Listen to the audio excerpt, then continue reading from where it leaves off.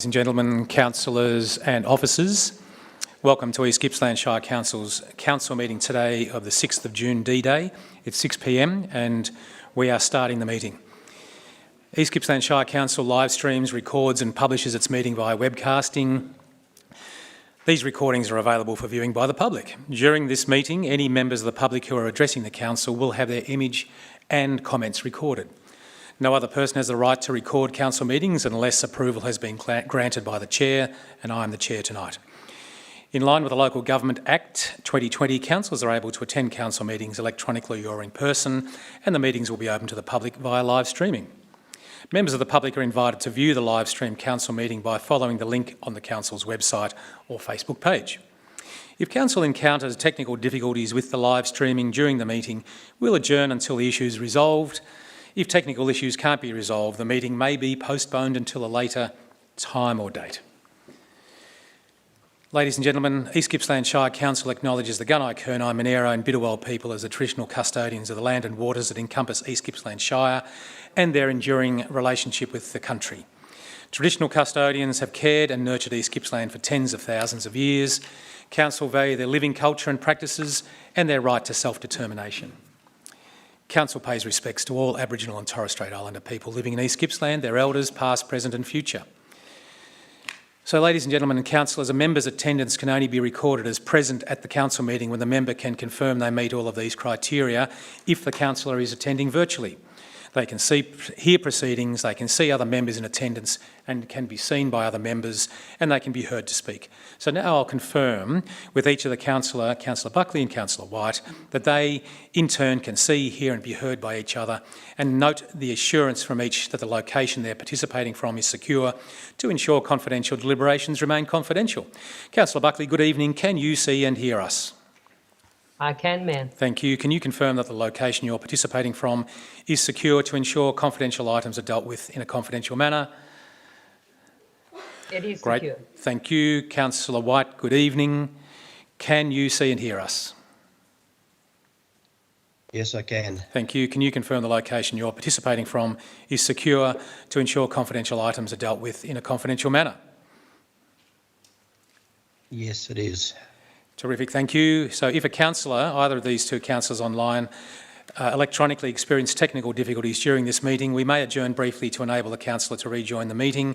Should the councillor be unable to reconnect within 5 minutes, the meeting shall resume in the councillor's absence. Okay, we've got some junior Rotarians by the looks of it, is that correct? Fantastic. I'll get some information about them in a moment. Item 1.2 is apologies, and I don't think we have any CEO, do we? None tonight. Thank you. Councillors and officers, are there any declarations of conflict of interest?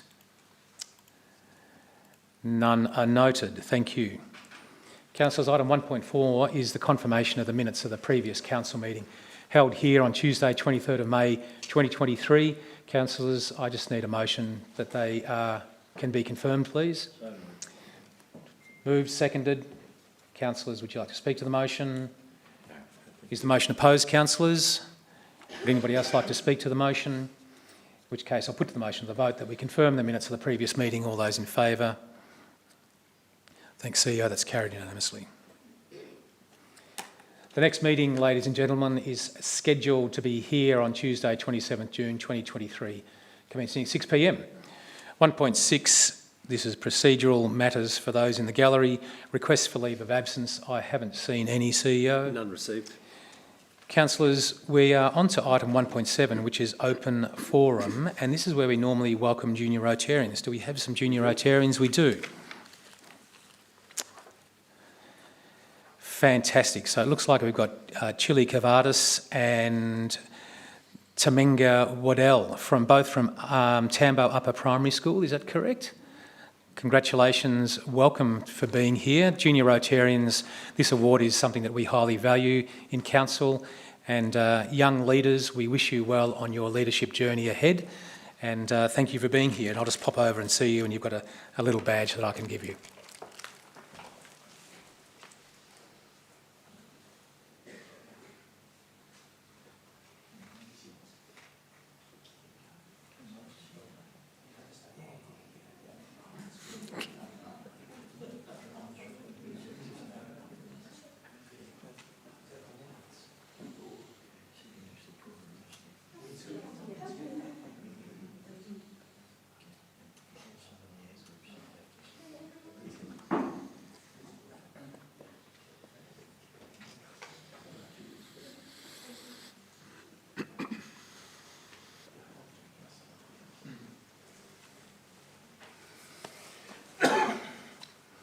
And I'm always happy to acknowledge junior Rotarians in a setting like this, so well done you two.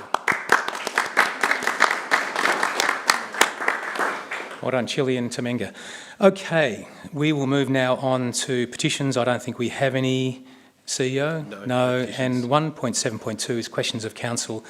And CEO, I think we've got 4 questions, is that my understanding? That's correct, Mayor. And those questioners are here with us. So, Mayor, of the 4 people that have submitted questions, Yep.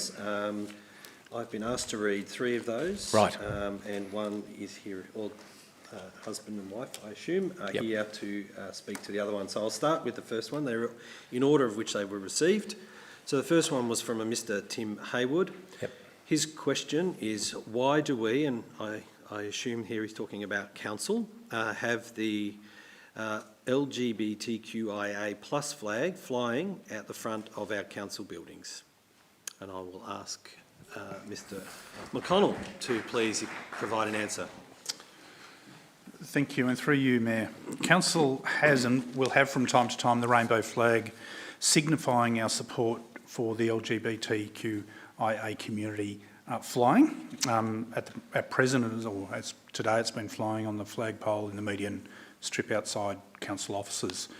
Most recent event that resulted in the flag was the Ida Hobbit Day, which is the International Day against homophobia, biphobia, intersex phobia, transphobia, and the flag will continue to fly throughout Pride Month, which is this month, June.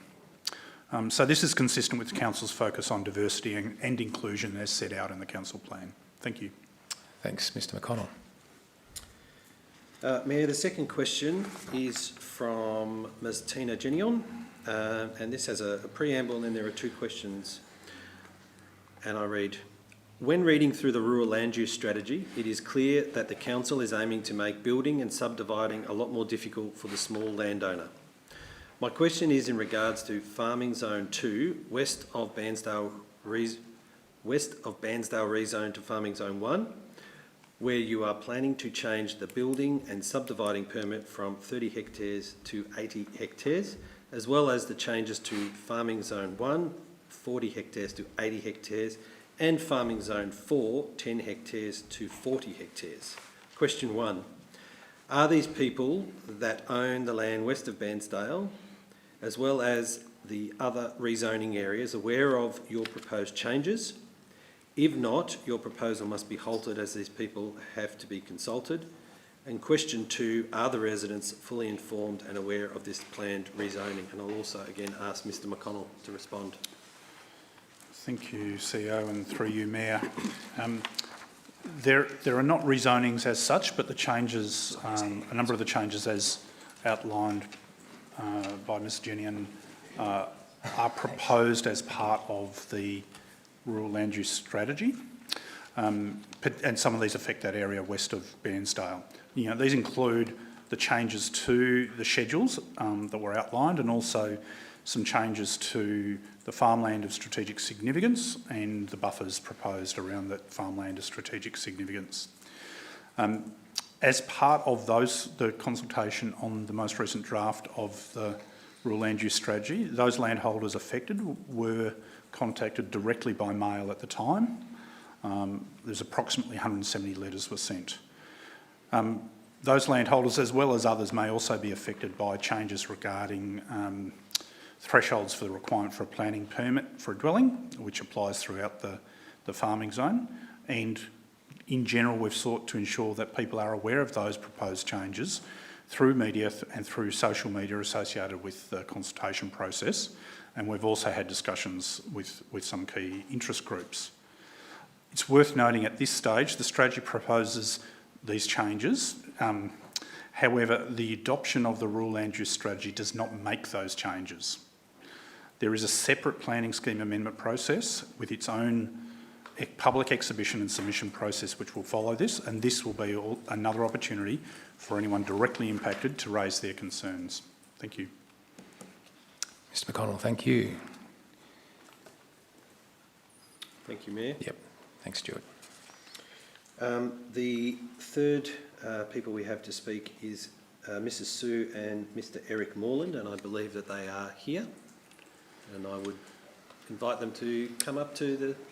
Good evening. Welcome. Hello, Sue.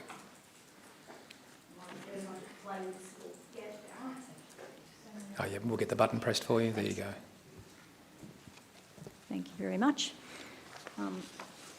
First of all, I'd just like to appreciate the councillors who dedicate giving a voice to the people of East Gippsland by offering their time and their services. As all virtually volunteers, it must take up an extraordinary amount of your life, and it's not your first job for many of you, I know. Re the amendments. I would like to know how many properties fall into the category of between 40 and 80 hectares and are zoned farming 1, or those that will be rezoned into farming 1, who may be extremely disadvantaged by the proposed amendment, restricting the full use of the property they would have purchased in good faith. So I'm not sure who would answer that question. Mr McConnell will do that for you, Sue. you. Thanks. Thank you, and through you, Mayor. I'll start by highlighting that the existing state policy is that the farming zone is for agriculture and other compatible uses, and that dwellings that are not associated with agriculture should be discouraged. So that is the state policy as we sit here today. The purpose of the rural land use strategy is to support the viability of agriculture, and so where a dwelling is required for agriculture, it will be supported. Currently, a permit is required for a dwelling on land less than 40 hectares, and it's proposed to increase that to 80 hectares. But still, a dwelling would be supported, even on land less than this, if it's associated with agriculture. There is a large number of lots in the farm zone between 40 and 80 hectares. It's difficult to get a really accurate read on that, but our estimate at this stage is between about 900 and 1,000 lots. Many of those are managed as part of a larger farming enterprise and are likely to continue to be farmed in that way. More than half of these would require a planning permit for a dwelling for other reasons, for example, the bushfire management overlay, which applies through large parts of East Gippsland. So again, where a dwelling is proposed for agricultural purposes, it will be supported, and the impact is limited to the requirement for a planning permit. The proposed rural land use strategy reinforces the existing position that the farming zone is primarily for farming, and it supports commercial farming at whatever scale that occurs. As I mentioned earlier, the rural land use strategy will only have legal effect when incorporated in the planning scheme, and such landholders will have a further opportunity to express their concerns at that time, the time of the planning scheme amendment process. Sorry to divert from what I've got written here, but am I to understand then that of those 900 to 1,000 possible lots, only 170, according to you just a minute ago, have been contacted? So the reference to 170 earlier was a different subset of that number. So the 170 related to those whose lot is part of proposed changes for the schedules to the farm zone, which run across, particularly around areas west of Bairnsdale and around the farmland of strategic significance, which is currently is around the Lindenow Valley, but is also proposed for other areas such as the Snowy Valley. So there is the question of those affected by the change in the minimum lot size for a dwelling. There's a broader area affected by that because that affects most of the farm zone. The 170 properties were some very specific changes within that. Okay. I'd like to think that whole 1,000 lots would be notified before any changes were made if it affected them. My second question. What is the rationale of making this amendment, given that the heavily promoted draft housing and settlement strategy recently discussed claims to want to encourage retention and growth of our rural populations to support our rural sector viability? Surely, in this day and age, cottage industry, in what is also a tourism region, should also be supported. It is my understanding that most of these smaller type farming based industries are located on properties that are much less than 80 hectares. So what is the rationale, and would you not be decreasing the opportunities for innovative commercial activities in those areas? Thank you, and through you, Mayor. Thanks, Sue. The purpose of the rural land use strategy is to support the viability of the rural farming sector. It's designed to do that, and our intention is to do, as you say, is to support commercial farming enterprises of all sorts in East Gippsland. The strategy provides specifically, that's its purpose, is really to support the rural farming sector. We know that the development of dwellings for lifestyle purposes, not for commercial farming, in farming areas can have an adverse impact on other farming enterprises in the area, and so that's why it's important to focus on the farm zone being primarily for the purpose of farming. But I appreciate there's a range of different kinds of farming that can occur at all kinds of different scales. The other thing I would note is the strategy provides some specific policy support for dwellings on smaller lots in the farm zone near some of our smaller and remote towns for the specific purpose of supporting population retention and the viability of those townships over the long term. And again, not a question I had here, but someone said that this could be a great cost to someone to put in an application within these new guidelines. What approximate cost would be involved in putting in an application for a house in this, like through council? What's the administrative cost to do that? Through you, Yeah, Mayor. so there are two questions two allowed questions, under the rules, and I appreciate that they're all related. we can take that out of session We though, can Sue. certainly take that on notice. If that's Thank you. And an officer will catch up Just with you. to be fair to all people that have put in the two questions. Certainly. Thank you. Good, thanks, Sue. Thanks, Mayor. Do we have another? We do have with two questions. Okay, I'm reading it. radio. Okay, CEO is reading the next person's questions, and there are two questions. Thank you, Mayor. So, Miss Scarlett O'Hara.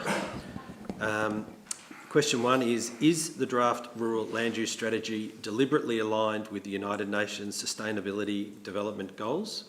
If yes, what is the rationale behind this? And the second question is, which relates to our Municipal Public Health and Wellbeing Plan, is the draft Municipal Health and Wellbeing Plan 2021 to 2025 use strategies aligned to the United Nations Sustainability Development Goals and the World Health Organization Climate Change Framework?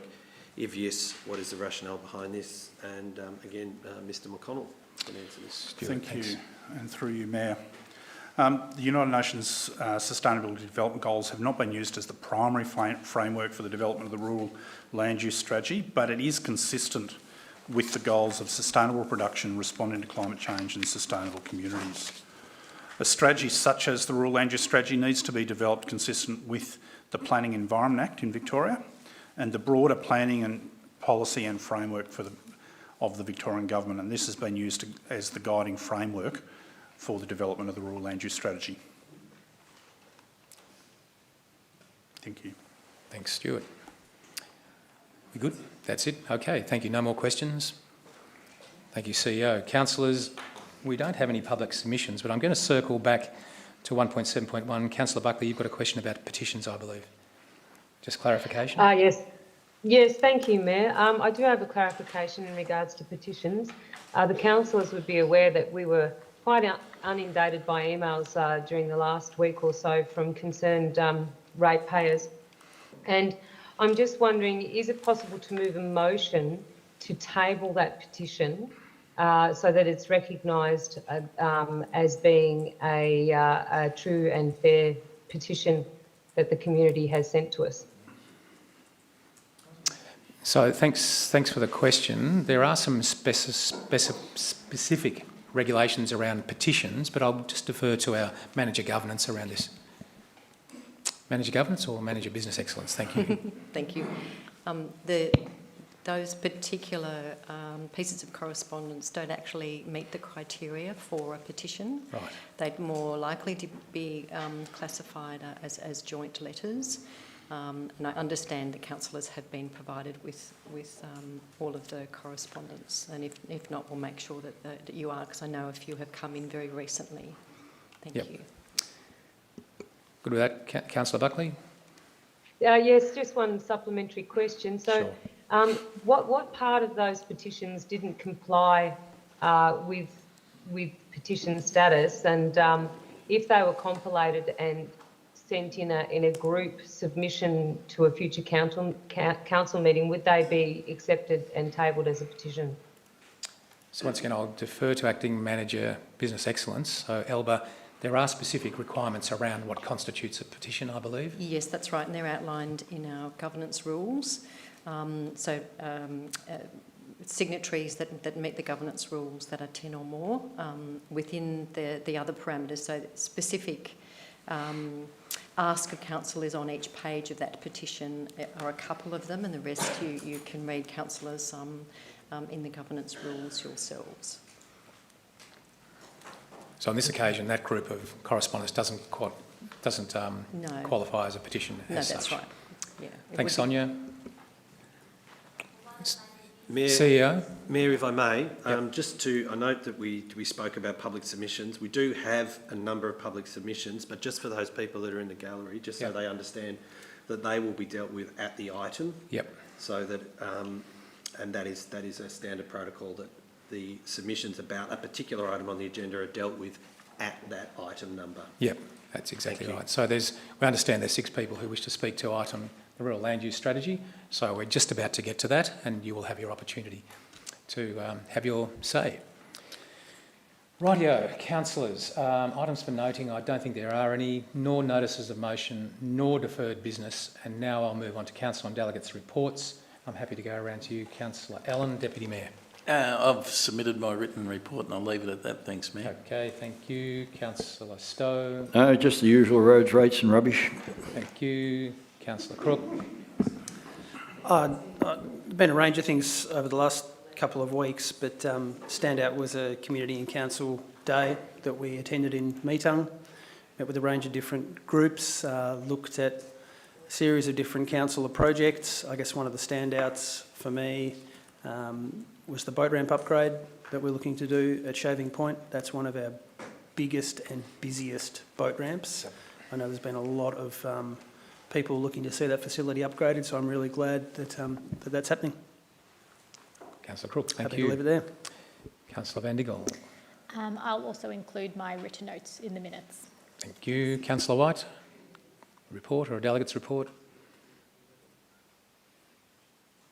Just to say that last Wednesday morning, along with yourself and Councillor Uri, I attended what I consider a very important meeting. That's as we're required to, as the Audit and Risk Committee, of which I won't go into detail, but just to say that yes, I was in attendance. Very good. Noted. Thank you. Councillor Buckley. Thank you, Mayor. This may be of interest to people, as I recollect the matter was raised on the Paul Murray National Broadcast about what an entrepreneurial facilitator is. And the East Gippsland Shire Council has received a formal confirmation that we've been invited to present on our Business Boost Entrepreneurial Facilitation Pilot Program at the Rural Council's Forum. So as I sit on the Rural Council for Rural Councils Victoria, that'll be held in Echuca on the 14th of July. And just a quick report that this has been quite successful in East Gippsland at Buchan and Bruthen, connecting localised resources to new business owners to build capacity, remove barriers to accessing professional services, transferring untapped generational knowledge through our retired professional sector, and to establish sustainable localised networks that activate a circular economy. That's the end of my report. Good on you. Thank you. Councillor Uri. Thank you, Mayor. I'm happy to submit my written report, but I would like to speak very briefly on 2 events that I attended in the community. One was on the 25th of May, and it was the Inspire East Gippsland Tourism Summit at Meetung.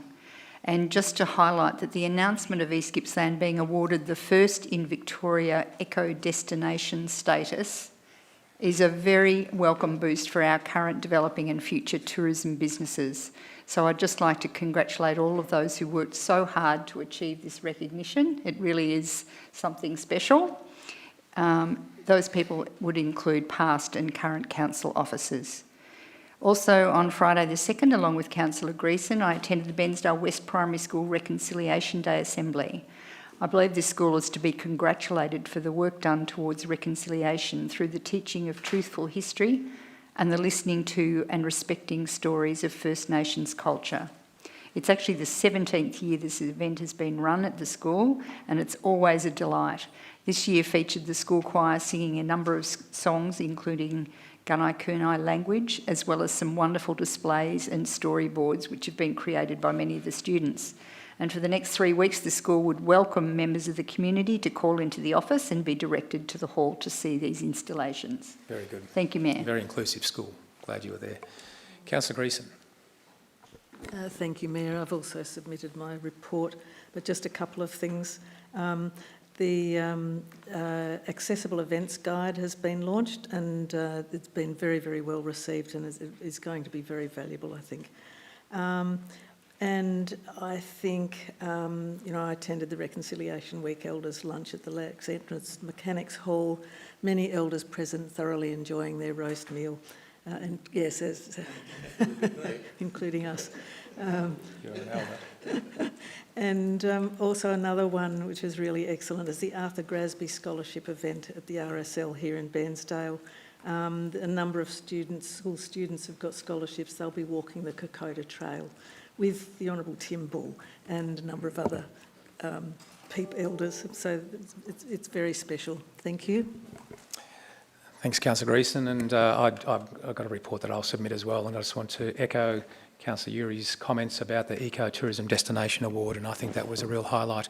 So congratulations to everybody, and that will be a great feather in our cap in terms of attracting tourism to the region. It's another great opportunity for us. Councillors, thanks for your work in the community. It's always really appreciated by everybody, as has been noted earlier by one of our speakers, actually. Councillors, let's move on to item 5.1, which is why we've got a gallery here, which is Place and Community and the Draft Rural Land Use Strategy. And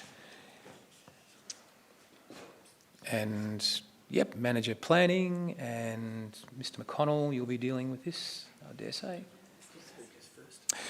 Thank you. And we've got some guest speakers, so we'll invite those to the microphone. And just to remind the speakers that we've got 5 minutes for each of you, and we will be here listening. Who have we got first? Thanks. First speaker, Mayor, is Trevor Caithness. Oh, g'day, Trevor.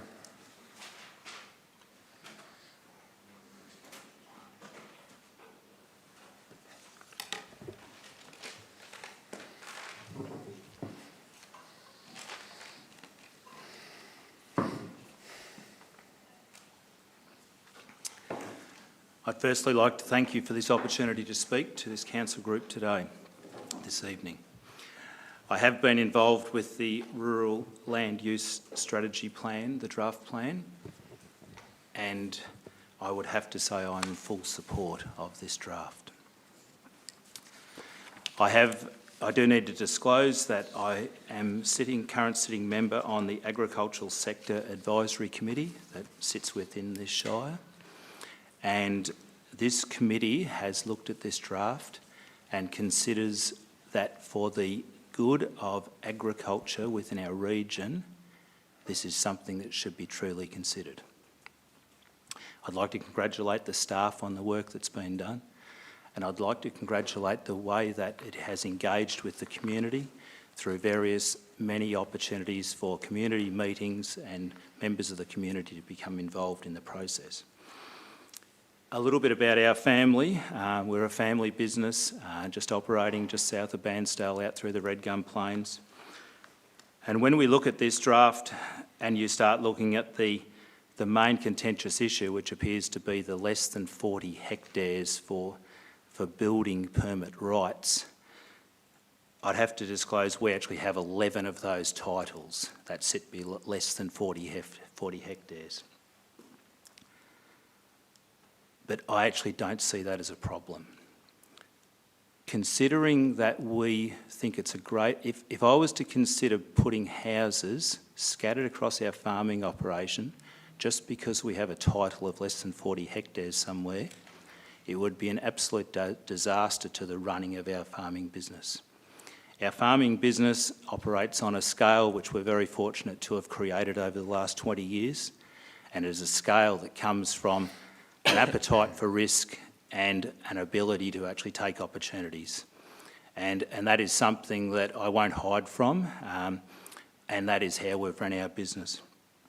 We're a beef operation along with dry land cropping, and we're passionate about food production. What we have to consider, folks, is that by 2050, we are going to have a population of just on 10 billion. At the moment, we're just a tad over 8 billion.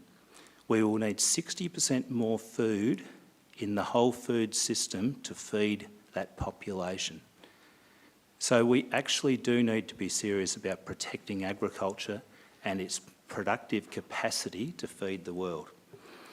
And then when you take into consideration we have urban encroachment across the world taking over an area similar to a small European country every year. So we're losing a substantial amount of area out of the world's productive land base. I think in Australia we may be a little bit naive the way that we look at our land and what it's there for. When you consider that now we have 14% of all arable land within Australia is actually owned by overseas interests. And these foreign interests aren't buying our land to cut it up and build houses on it. They're buying our land for food security for their own countries. So I think we have been in such a state of prosperity and a huge amount of land available to us that we actually haven't really considered up till now protecting our land. I believe that agriculture can be very profitable, but profitability is compromised with lack of scale. And unfortunately, that is one thing that within East Gippsland, we do suffer with a lot of small-scale agriculture, which sometimes does find itself to be relatively unprofitable. But I don't think that is an automatic right to actually subdivide a property up. Because someone perhaps hasn't quite had the scale to run a business, that is not a superannuation package to say that should be subdivided and sold out in small allotments. We have 14 lifestyle neighbouring residents around our farming properties. We believe we have a very good relationship with those residents. We're continually considering everything from spraying activities, paddock cultivation, noise pollution. You decide you're going to wean 300 calves one afternoon, and if your cattle yards are fairly near someone's house, you're going to get a phone call. These are all things that need to be considered in this.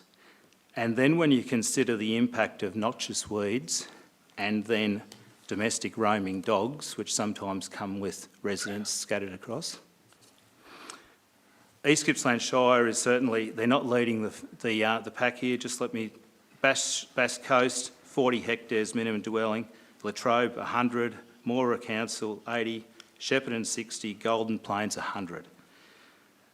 I think our future of residential living in our region for people that want to be slightly rural is actually relaxing some of our Section 173s, which are on small allotments, all within a 5 to 8 kilometre radius of our main towns. That is our greatest opportunity to actually bring more residents into an environment where they can live in a rural, peaceful environment. Thank you. Thanks, Mr Caithness. Appreciate it. Next speaker, CEO, is... Thank you, Mayor. Astrid Rose. Astrid.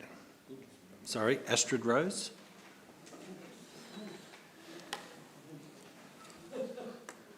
Thank you very much for this opportunity. Good evening. Welcome. Thank you. Yep. I'm very, very sorry, and I'm not intending to be rude, but I totally disagree with the last speaker. I haven't got time in 5 minutes to argue all the points, but I'd like to say that he's in a very fortunate position, which a lot of people who have bought land under 80 hectares, which are not in that position at all. I'd also like to say, before I start, that there is not one rule that fits all broadacre farming. All properties are different.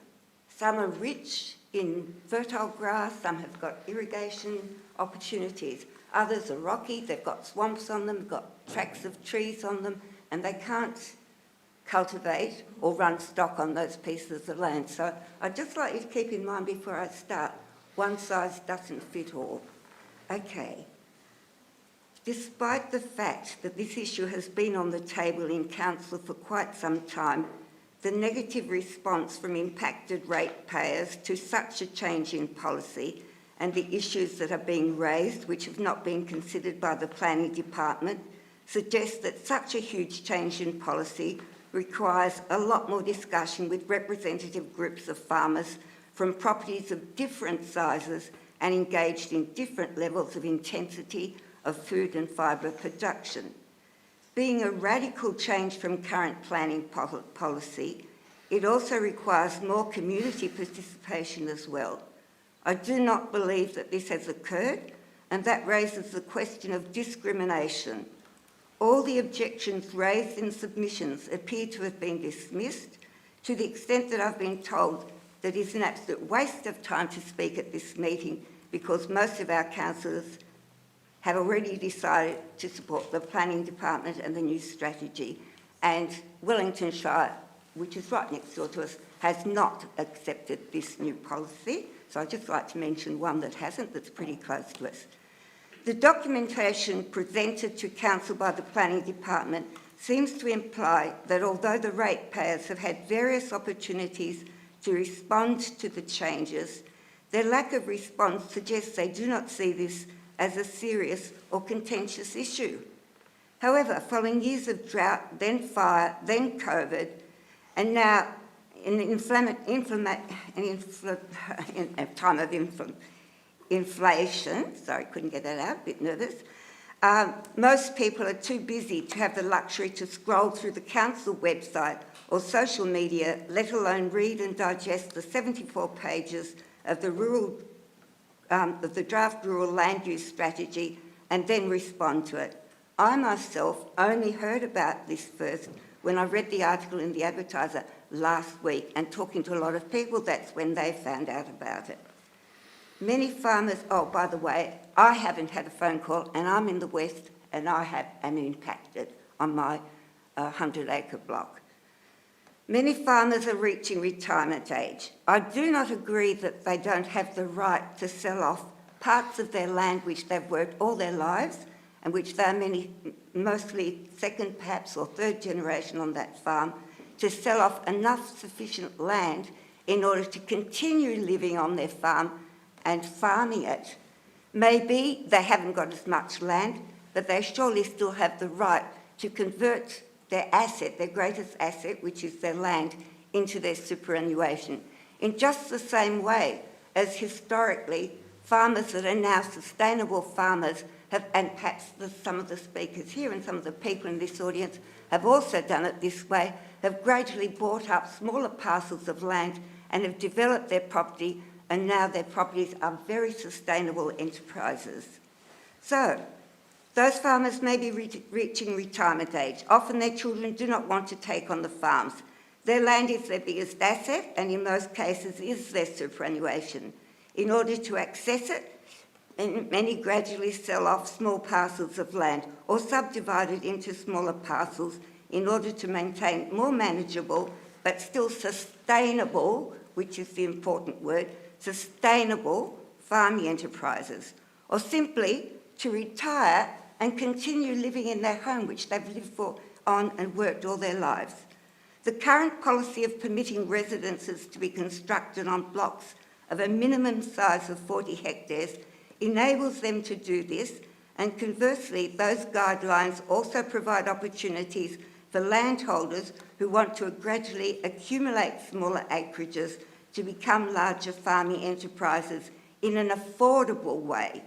increasing the minimum block size to 80 hectares, which allow an owner of the land to be eligible for a building permit. Astrid, I'll just ask you to wind up now, please. Oh, well, I've not got very far.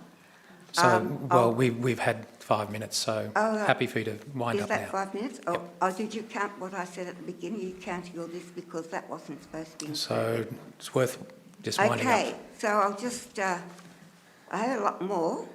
I'd say that the strategy, when it's, if it's passed, will be retrospective, and those people who have already purchased blocks with the intention of building would be disadvantaged. That there may be some merit in adopting stricter guidelines underpinning draft rural land use, or better outcomes would be achieved if the strategy included a greater level of understanding. All right, Astrid, so we have another 4 people who we'd like to hear from as well. Okay. So thank you. But I feel like I'm being gagged because I think No, I'm not gagging you. This is a drastic change, and So, I think Astrid, everybody's got 5 minutes to talk. Okay, well, I'd like to add one more thing there. 30 seconds. Okay, I'd like to say I think there might be a councillor here who might have a conflict of interest in voting. May I say that or not? You can say it, but we won't accept it. So thank you, Astrid. Your time is now up. And the rules around conflict of interest are very clear. Thank you. Thank you now. Thanks very much. I can see how the planning department says the councillor.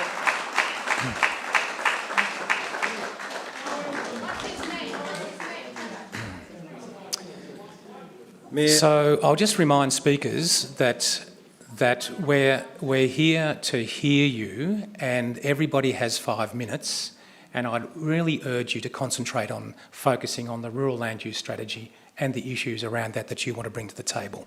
It's not raising issues around conflict of interest. That is not the purvey of a guest speaker here tonight. So, CEO, who's the next speaker? Thank you, Mayor. The next speaker is Carl Fetchner. Carl.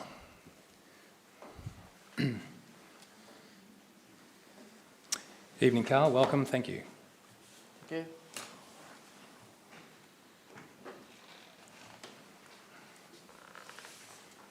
you.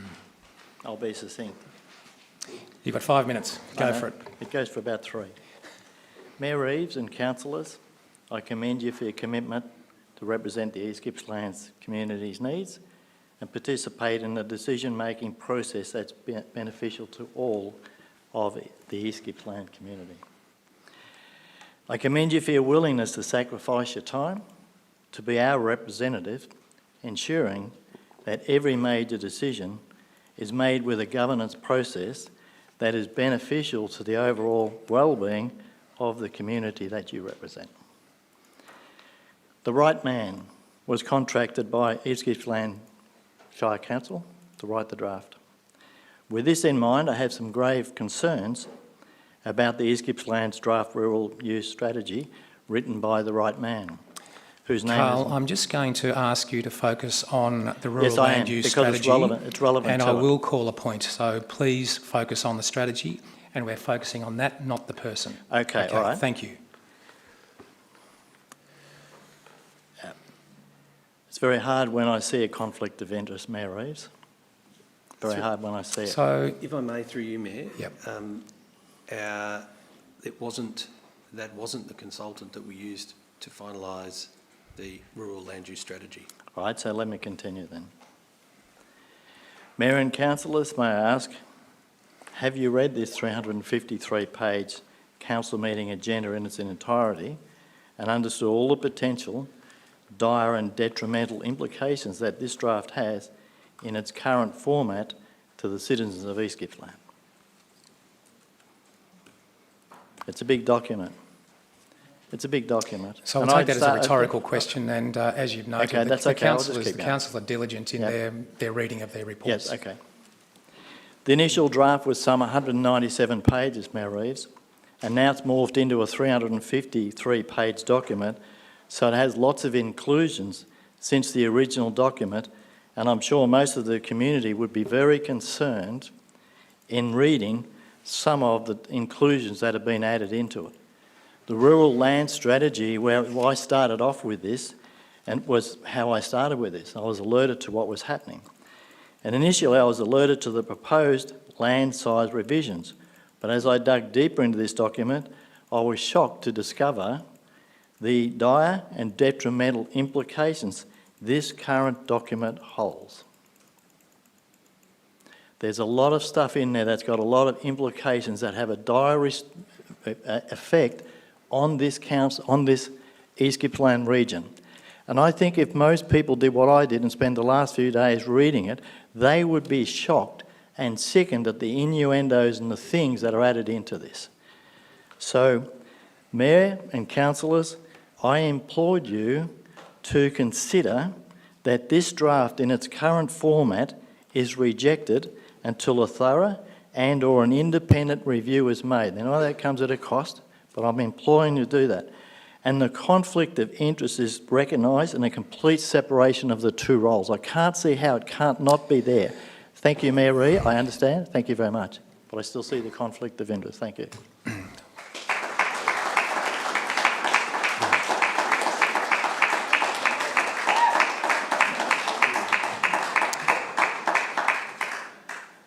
Next speaker, CEO. Thank you, Mayor. The next speaker is Jeanette Wagner.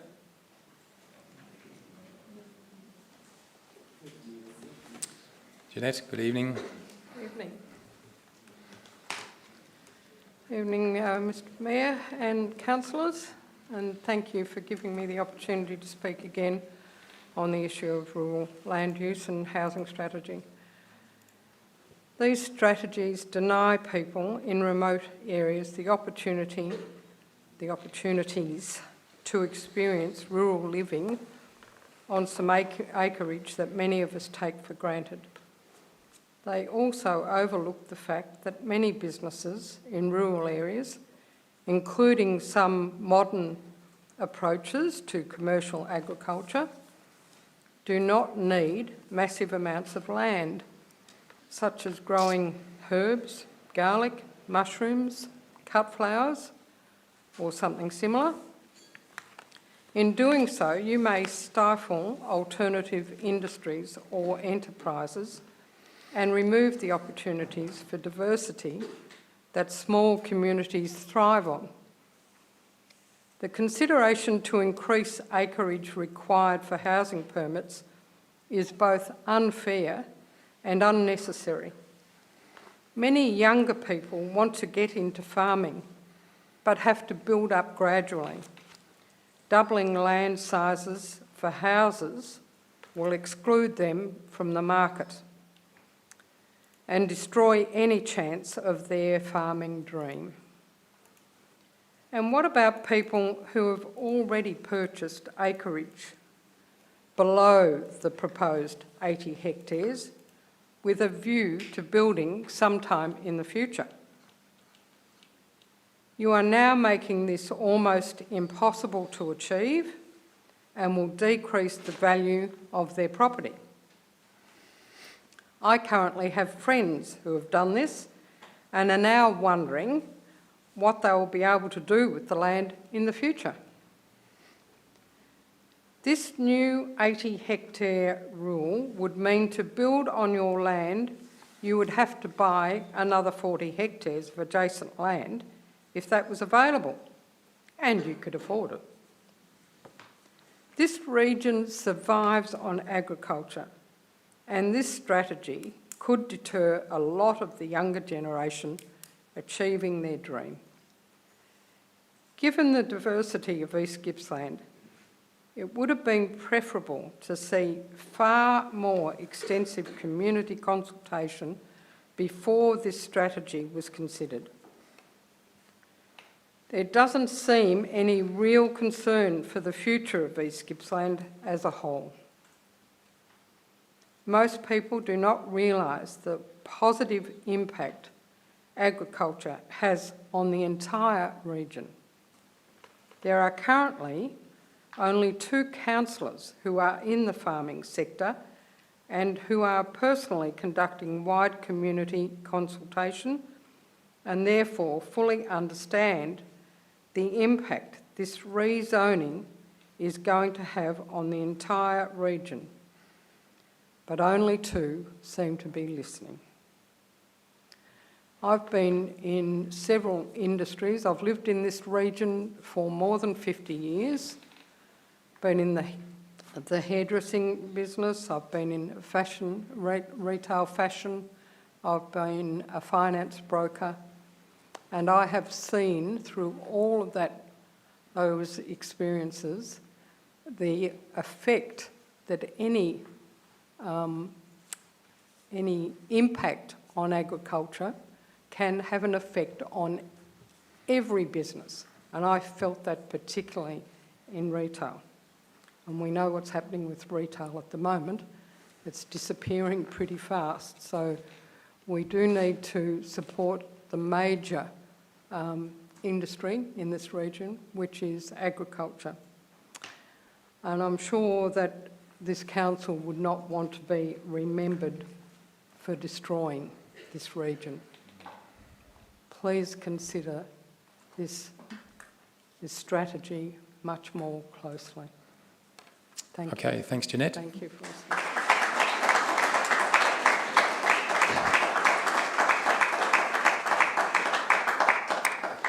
Who do we have next, CEO? Thank you, Mayor. The next speaker listed is Ken White.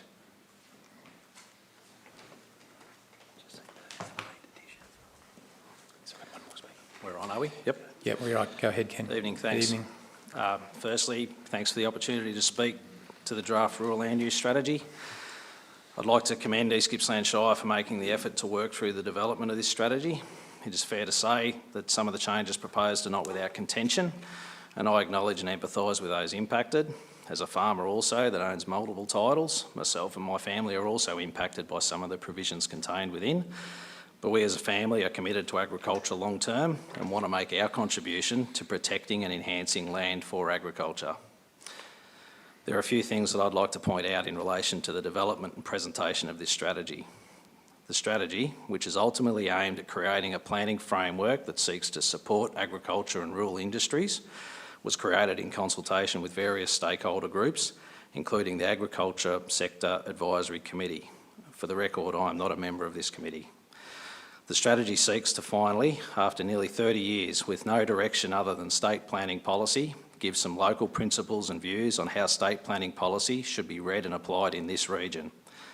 To that end, I'm encouraged by its findings, as unfortunately in this Shire and others, it is my opinion that we have created somewhat of a sense of entitlement to either subdivision or realignment of boundaries, creating smaller rural allotments, with no other purpose than to encourage the development of dwellings. This sense of entitlement goes against the very purpose of the provisions of state planning framework in the farming zone, which I quote, two main purposes include: A, to provide use of land for agriculture; B, to encourage the retention of productive agricultural land. Contrary to what we may have read and hear from objectors on the other side, this strategy was not developed purely to aid the ongoing development of the horticulture industry, nor was it developed to discourage the development of dwellings on farms where it can be demonstrated that dwelling supports the retention of productive agricultural land. Planning permits can still be sought for the development of dwellings on lot sizes below the proposed thresholds, and yes, this will cost an applicant money. I'm a farmer too, but I also work in the commercial sector. For example, I had to recently apply for a planning permit for an office development for myself in the mixed-use zone right here in the CBD. I had to show the Shire that I could build my office, keep in neighbourhood character, appropriately service the building with access for staff, clients, car parking, disabled access, etc. That cost me money too. So I see this future process for a farmer wanting to build a house on their farm show us how the house development meets the purpose of retaining agricultural land for production, and you'll get your house. What this strategy does is seek to overcome the challenge to ongoing agriculture that fragmentation causes. And we are not blazing a trail here. We are one of the last shires in the state to deliver this. I'll quote from the Bass Coast Rural Land Use Strategy. In seeking to minimise the fragmentation of rural land, there is a need to achieve a cultural change in the expectation that a dwelling may be constructed on every farming lot.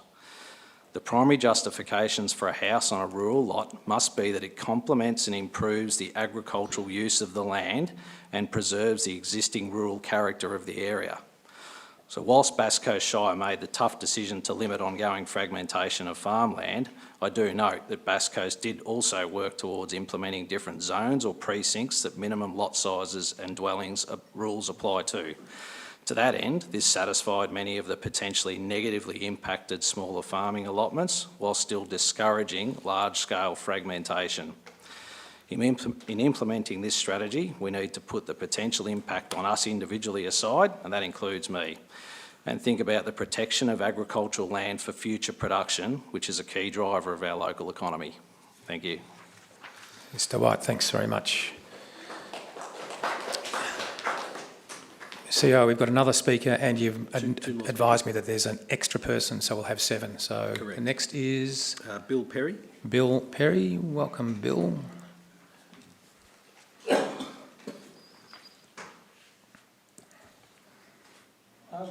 I've got some questions. I'll make it a lot more simpler. With this 40 hectares, you're still going to be able to build on it if this all changes? Are you going to be able to build on 40 hectares or not? Yes or no?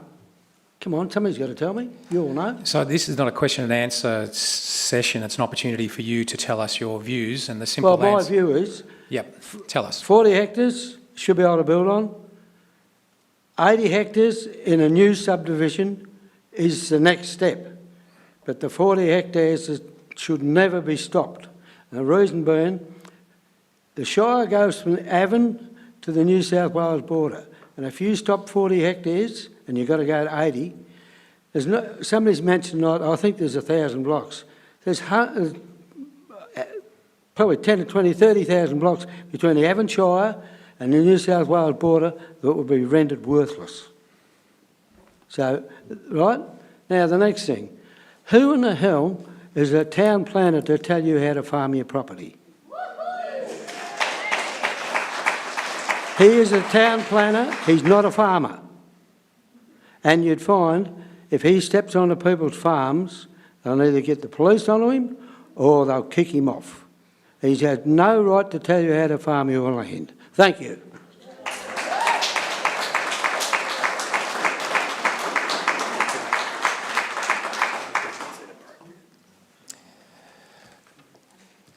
Yeah, so we'll take those as comments, Bill.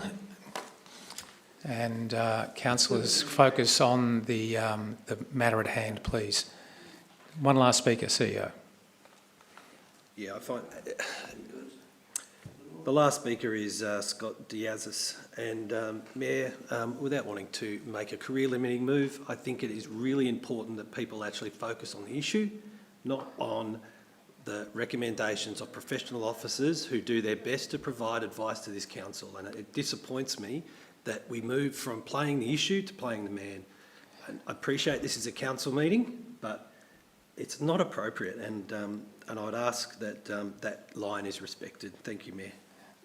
So again, I'll reiterate, focus on the matter at hand, and that is the rural land use strategy, please. Scott, welcome. Thank you, Mayor. Councillors, I've handed what roughly what I was going to... Thank you. Speak about. I had a difficult tooth extraction today, so I'll try and be clear and audible. I acknowledge the effort and resources dedicated by the council in preparing and proposing these changes in response to submissions. I commented on that online draft strategy and appreciate the extra feedback report and the background report that was included in this last one. I'll keep this short. I've revised my view on things and urge the council to adopt recommendation 2 of further refinement prior to adoption, just to sort of flesh out some finer details and make any decision beyond reasonable doubt that this is a decision that will create options for future generations opposed to foreclosing them. And as what's written in my submission, it feels that big ag going to be wants to be the norm here, whereas I've been down that path, and intensification, smaller land holdings, diversity and inclusivity, vibrancy opposed to homogeneity is the way to go. We can all cherry pick from all the LUSs from across the state. I looked at every one from every shire. The norm was 40 hectares. I see no reason to increase it. Leave it the same, and that'll foreclose less options.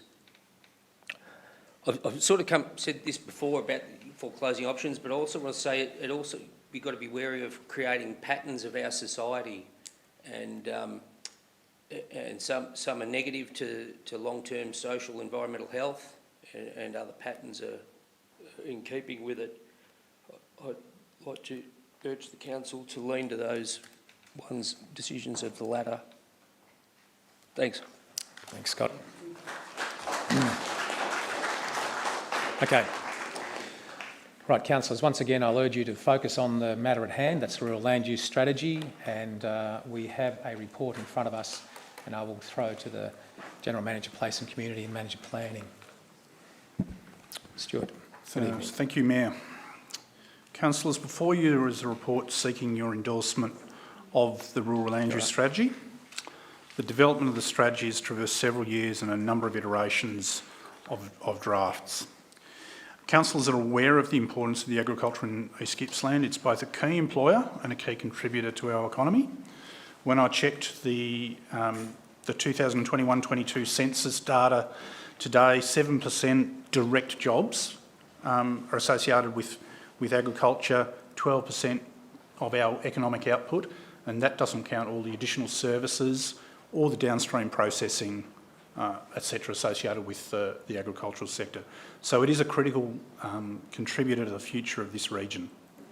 It's also critical to the identity of the region and to the municipality. The rural land use strategy finds its genesis in the desire and need to protect agricultural land for agriculture in East Gippsland. Whether it's small farms or large farms, it's important to protect the productive capacity of our land for the future benefit of East Gippsland. Council's identified the food and fibre sector as one of the 9 areas of focus in our economic development strategy that you adopted just last year.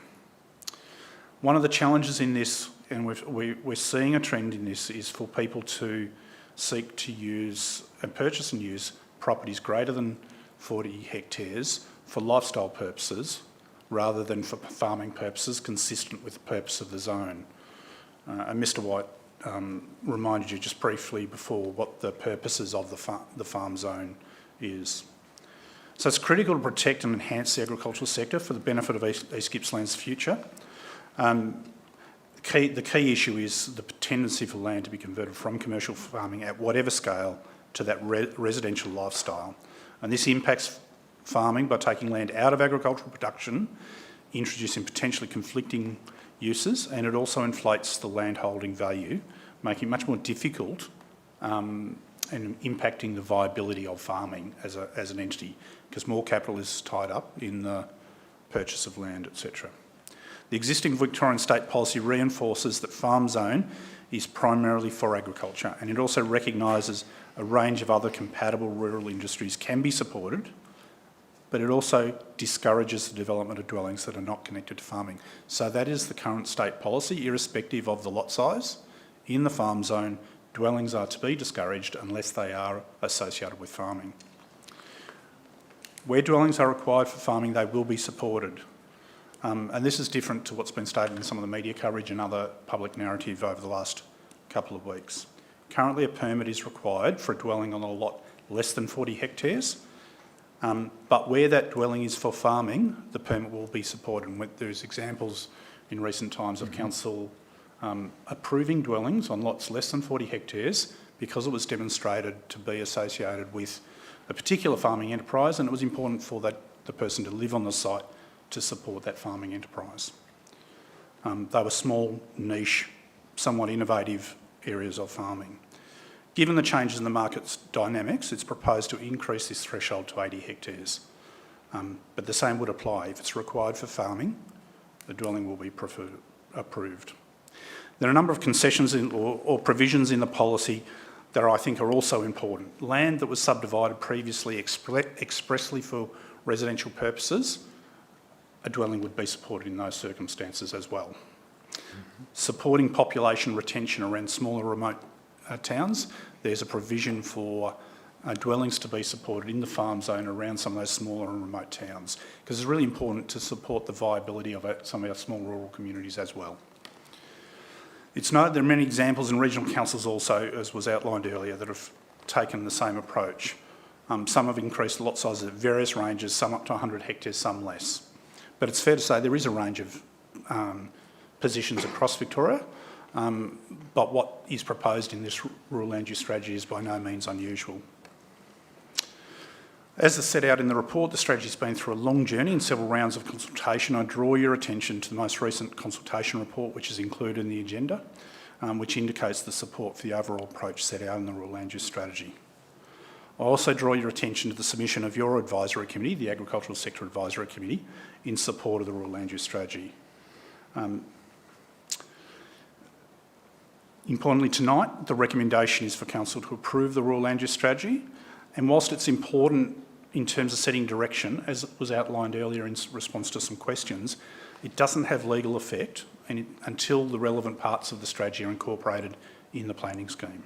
To do that, specific changes to the planning scheme will need to be drafted, then put on a public exhibition and the affected parties directly notified. Those parties will have the opportunity to object, and assuming objections are received, most likely the Minister for Planning would convene a planning panel to hear those objections before deciding on any changes to the planning scheme.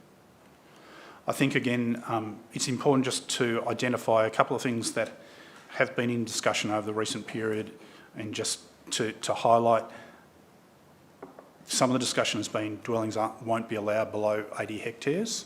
Again, dwellings can be allowed below 80 hectares where they are associated with farming. And there is within the policy that direct support to support population retention and the viability of small communities.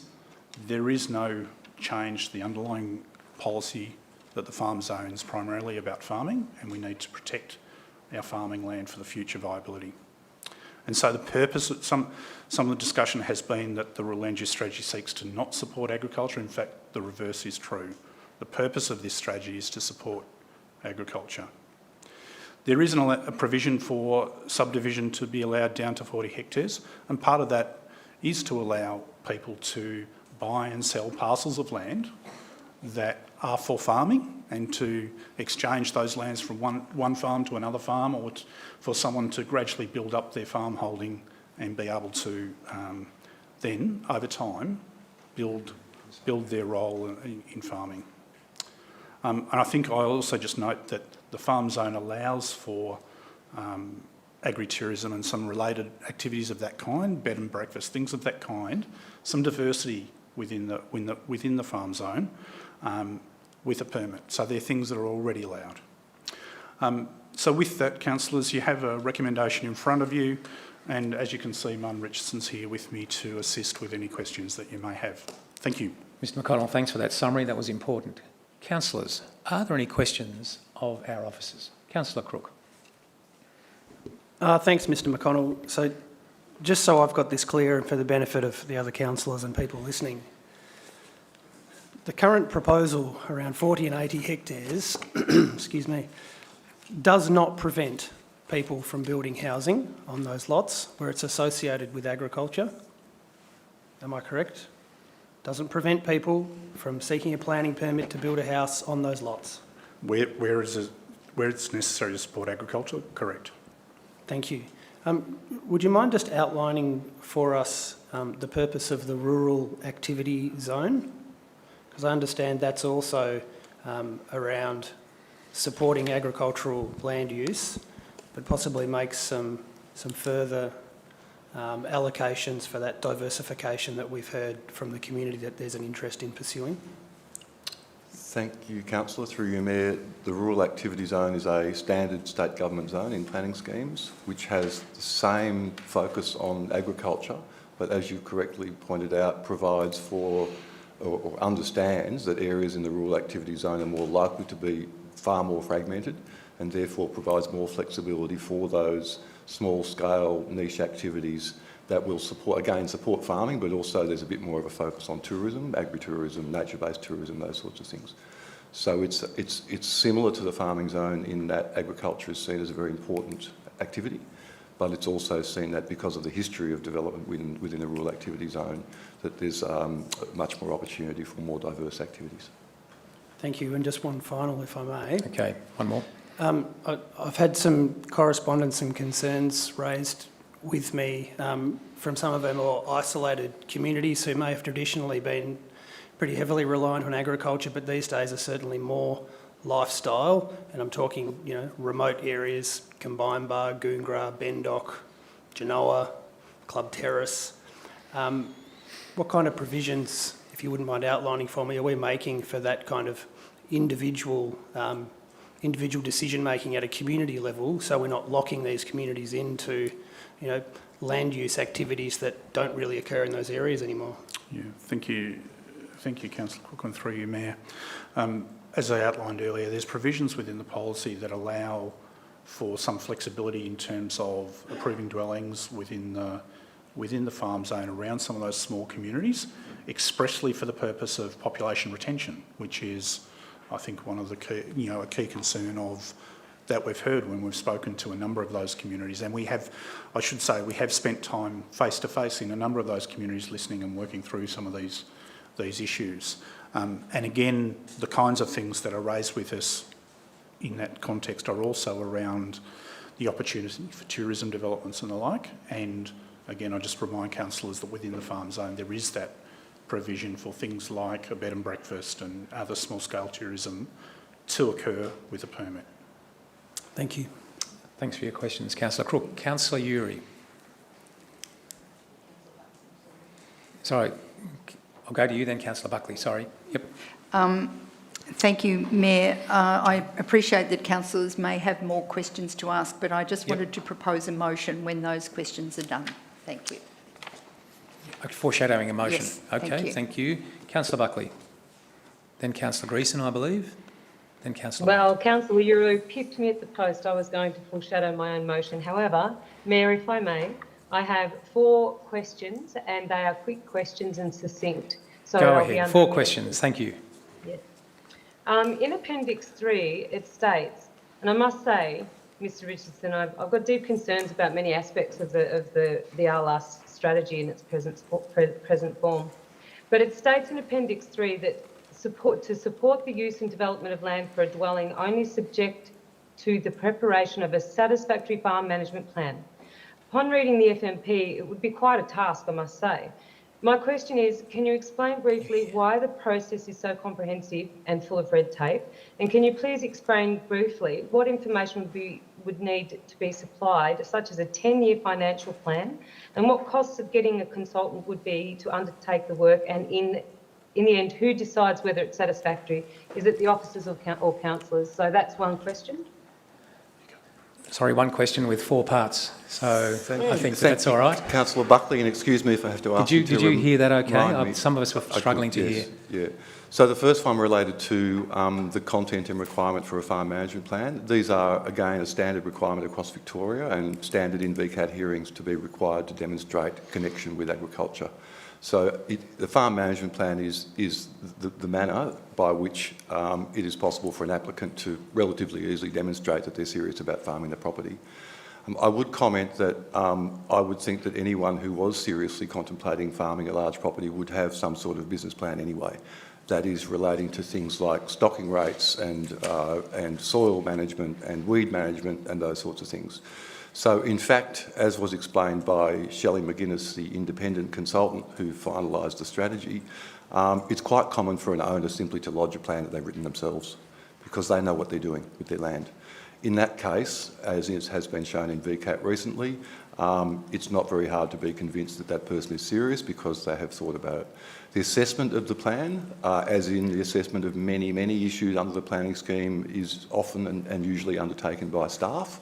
However, if there is some dispute as to a recommendation of the staff, as councillors know, then the councillors have the ability to call that application up and to deal with it themselves. So if, for example, there was some dispute or question about the acceptance of a farm management plan, it would be a fairly straightforward process for that matter to be referred to council. I think that's possibly two parts, Councillor Buckley. Was there a little bit more in the question? I think we're trying to keep it brief. So, you know, these are the sort of questions we can continue to flesh out if the opportunity, you know, is presented. To the second question, it's stated to support the use of development of land for a dwelling only if any risk from bushfire is reduced to an acceptable level and any bushfire protection measures can be implemented. My question is, considering most of the land mass in East Gippsland is subject to fire overlays, will this stop most houses being built, and will this strategy contribute to our critical housing shortages? And furthermore, what level of safety is required as nothing has been stipulated? Mr McConnell, thank you. Bushfire management overlays. Yeah, thank you, Councillor Buckley, and through you, Mayor. As I think I responded earlier, a significant part of East Gippsland is covered by the bushfire management overlay, and the elements you were referring to are addressed by the requirements of the bushfire management overlay.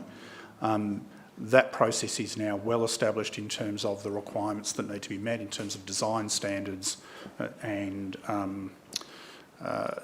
clear distances between fuel sources, etc., for a property to be approved, depending on what those risks are in the specific circumstances. And what I would say that in the vast majority of circumstances, a dwelling can be approved from the perspective of bushfire risk when the appropriate design is incorporated. Not in every circumstance, but in the vast majority. So that reference there is simply a reference to what is already the case across Victoria. Thank you. It's the two more questions, Councillor Buckley. Yes, the strategy strongly discourages use and development that would reduce the area of farmland strategic significance available for agricultural production, including dwellings, rural workers' accommodation, second stage processing of food, including transport, logistics, storage and refrigeration. My question is, does this mean we will not allow people to live on the land, have workers accommodated who work the land? And am I correct that the policy does not want people to hunt, process food or store food or transporting of food? If that's the purpose of this policy, is it a breaching of fundamental human rights?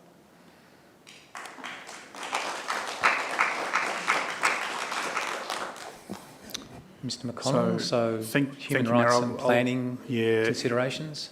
So in terms of the specific arrangements around the farmland of strategic significance, I'll ask Ryan Richardson to assess. But I would say nothing in the policy is seeking to restrict people's rights. There is provisions there which is really about consistent with what is the existing state policy in Victoria, and it's really the mechanisms by which that's given effect. And if people are seeking to develop and use their land inconsistent with the purposes of the farm zone, then a dwelling, for example, would be approved. So there's no, in that sense, there's no question, I believe, in my view, around a question of human rights. But I'll ask Mr Richardson to specifically respond to those questions in terms of the purpose and what can be enabled within the farmland of strategic significance. Thanks, Stuart, and through you, Mayor. I think Stuart's pretty much said it all, really. The farmland of strategic significance is that very special areas of land that have been identified in the Lindenow Valley, Snowy Valley and Tambo Valley, in which almost exclusively the land is used for large-scale commercial agriculture. As Stuart said, the current state policy is that ideally you don't fill up that land with transport depots and processing works. That's a very specific piece of state policy, but in each case there's the opportunity to consider the scale and the nature of the use, and I would give the classic example, if you like, of Bonaccord, which have got a transport depot on their property. In every case, I would suggest the staff would be recommending that those sorts of things be approved, because we're not talking about we're not talking about massive peri-urban transport depots, we're talking about a dozen trucks. So in those cases, we've always taken the view that diversification of farming activity is desirable, and within the planning scheme that's possible, and that would certainly be the intention with any of those any farming operation, and that's stated in the strategy. Thank you. Last question. Last question. Mayor. Good on you. Yep. In the officer's summary, it stated that the RLUS seeks to achieve a balanced policy approach that maintains the supply of rural residential housing without compromising the competitive strengths and advantages of agriculture in East Gippsland. However, the policy clearly states to discourage the creation of small rural lots and dwelling developments in areas of agricultural production, in areas with poor road infrastructure such as unsealed roads, and in areas remote from physical and community infrastructure. My question: is the purpose of the strategy to rule out most areas in the bush? For instance, unsealed roads are the case for most farm areas, and our road infrastructure in many places is quite poor. Is the direction of the strategy to have houses only in towns and cities? And if so, is this discrimination against people owning land in rural areas? Mr McConnell. Thank you, Councillor Buckley, and through you, Mayor. The simple answer to that is no. So the broader direction is to, where people wish to live in a rural context, is to direct that development to the rural living zone and low density residential use zones, and to continue to focus the farm zone on agricultural purposes. And again, where people need to develop a dwelling to support the agricultural use, that will be supported. So the answer to your question is no. Councillor Buckley, thank you for your questions. Councillor Uri, I've sought some advice from governance, and we can't foreshadow a motion yet because we're not in debate and I haven't called for a motion. So hold on to that for the moment, and when we do, we'll have that opportunity. So thanks. Councillor Greeson. 2 questions. Thank you, Mayor. These are general questions, responding to questions that I've been asked, I suppose. So a farm of 200 hectares that's viable, the farmers are getting older and their daughter wants to bring her family to the farm to help her parents to run it. Will she be able to build a house for her family on that land? Thank you, Councillor, and through you, Mayor. Yes, the current and proposed provisions of the farming zone allow for a second dwelling to be built on a property. Ideally, we like the dwellings to be within relative proximity, which is usually the family's desire as well. There are many, many cases where we have approved and would continue to approve a second dwelling on a property where it is for a family member who isn't required to assist with running the farm. Thank you very much. Another one is an example, for example, of people who could be disadvantaged by the increase from 40 to 80 hectares are those who own land of this size, who previously had no intention of building their home there and have no intention of farming the land, but they changed their minds and about moving there to live. What would they have to do to be able to build a dwelling? Thanks, Councillor, and through you, Mayor, as stated before, apply for a planning permit, lodge a farm management plan, and it would be approved. Thank you. Thanks, Councillor Greeson. Councillor Van Diggel, you had a question? I just want to say first thank you for the work that's gone into developing this plan. I recognise it's a lot bigger than it used to be, and it just goes to show the hard work that the team has put in. My microphone's on. Yep, you're on. So I just had 2 questions as well. So in the report it states the community engagement that went into it, and initially there was only 25 written submissions. What was the time period for those submissions? We've obviously received a lot in the last week, but interested to know. Thanks, Councillor. So I'll go back to the earlier engagement between in July and August 2021 was about 6 weeks, and we received about between 70 and 80 submissions at that time. That was what led then to refinement and a number of changes to the strategy. And then in the most recent period, we ran for a full 10 weeks from, I think, about the mid-November, probably the 12th of November from memory, till the end of the first week in February, obviously deliberately so that people could both before and after Christmas have time to lodge submissions. So that went for a 10-week period. 10 weeks and 25 submissions. 25 at the time. submissions, yes. And Mayor, through you, I might just ask Mr Richardson, was it several hundred people actually accessed the documents, etc., the Your Say site gives us that opportunity to access that information. Yeah, that's correct. Thanks, Stuart. Through you, Mayor. There were somewhere, I think, in the order of 700 people who accessed the Your Say page. 676. Sorry? 676. Pretty close, 10%. Thank you. And there was obviously a lot of media at the time. I'm not just talking social media. I recall radio interviews with the Mayor and various other things. So, yeah. Sorry, I said one more, but it's Yep, two go more. ahead. They're very quick though. I'm sorry, I forgot the speakers or the person who asked questions at the beginning, but how much would it cost to apply for the permit? I guess we didn't get round to answering that question. Thanks. The cost for a planning permit is set by state regulation, and I'm sorry to say it depends is the answer. In the order of between $1,100 and $1,700 per permit. For a simple dwelling permit, obviously more complex development, urban development, etc., is more, but in rural areas, generally in that region of just over $1,000. And can we waive the fee for like the first year if this was to progress? That's not my third question, but The council's free under the Act to waive That would be planning a decision fees. of council. that would be a decision of Yeah. council. Okay. But the council's able to either waive fees independently or to set a policy around how it wants to waive fees, and that's expressly provided in the Act that the council can do that. Okay. And Councillor Van Dingel, council has set those fees and charges annually, or they can review them at any time. And we can make an exception for certain groups of people. Okay. Well, that yep, would be a thank matter for you. council. And my last question is, there was a comment that people only heard about it through the Bairnsdale Advertiser just the other day. Was this also shared via the Bairnsdale Advertiser months ago when the initial community consultations took place? Yes, we ran a series of notices in the Shire advert in all of the papers throughout the region, the weekly papers, notifying people of the exhibition period, and then we also did a reminder leading up to Christmas, and then another one about 2 weeks out from the end. Yeah. Great, thanks, Martin. Thanks, Councillor Van Dingel. Councillor White.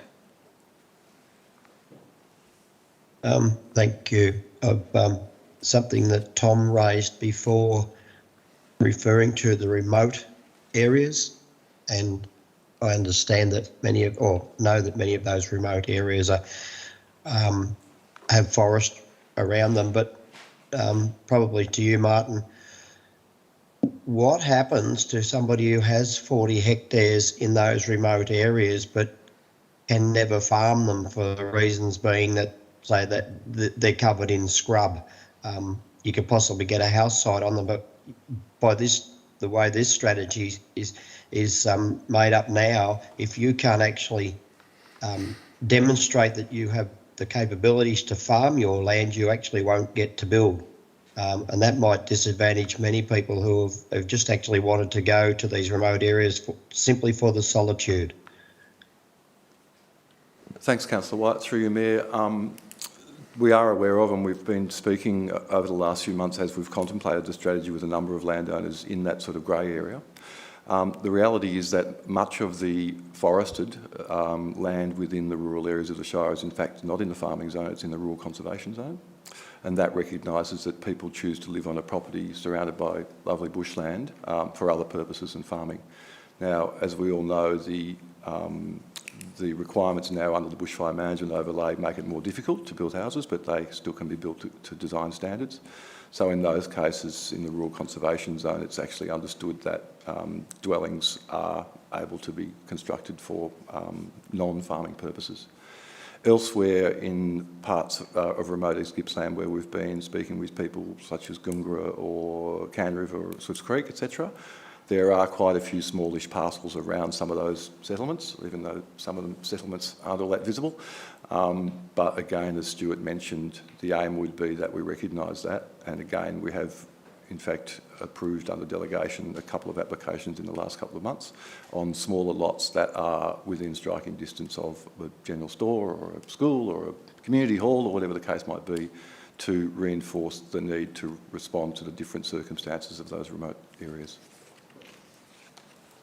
Okay, so then just one more. You mentioned the conservation zone, but I thought from the maps that were shown that it was just Banksia Peninsula considered the conservation zone. But now you're saying you've introduced more.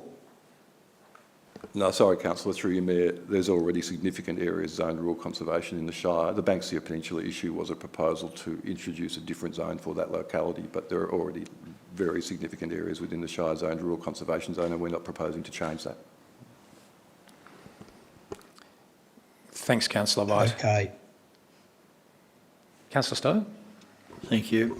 Stuart, if I could ask you, let's assume for a moment this was approved tonight. Could you tell us what happens after this? Does it suddenly become enacted tomorrow, or does this go on for a period of time? Is there any other consultation along the way? What's our road ahead? So thank you, Councillor Stowe, and through you, Mayor. As outlined before, if the strategy is adopted, it in a sense provides a clear statement of direction, I might say, but it does not have legal effect. There are parts of the strategy that would need to be incorporated into the planning scheme in order for it to have legal effect.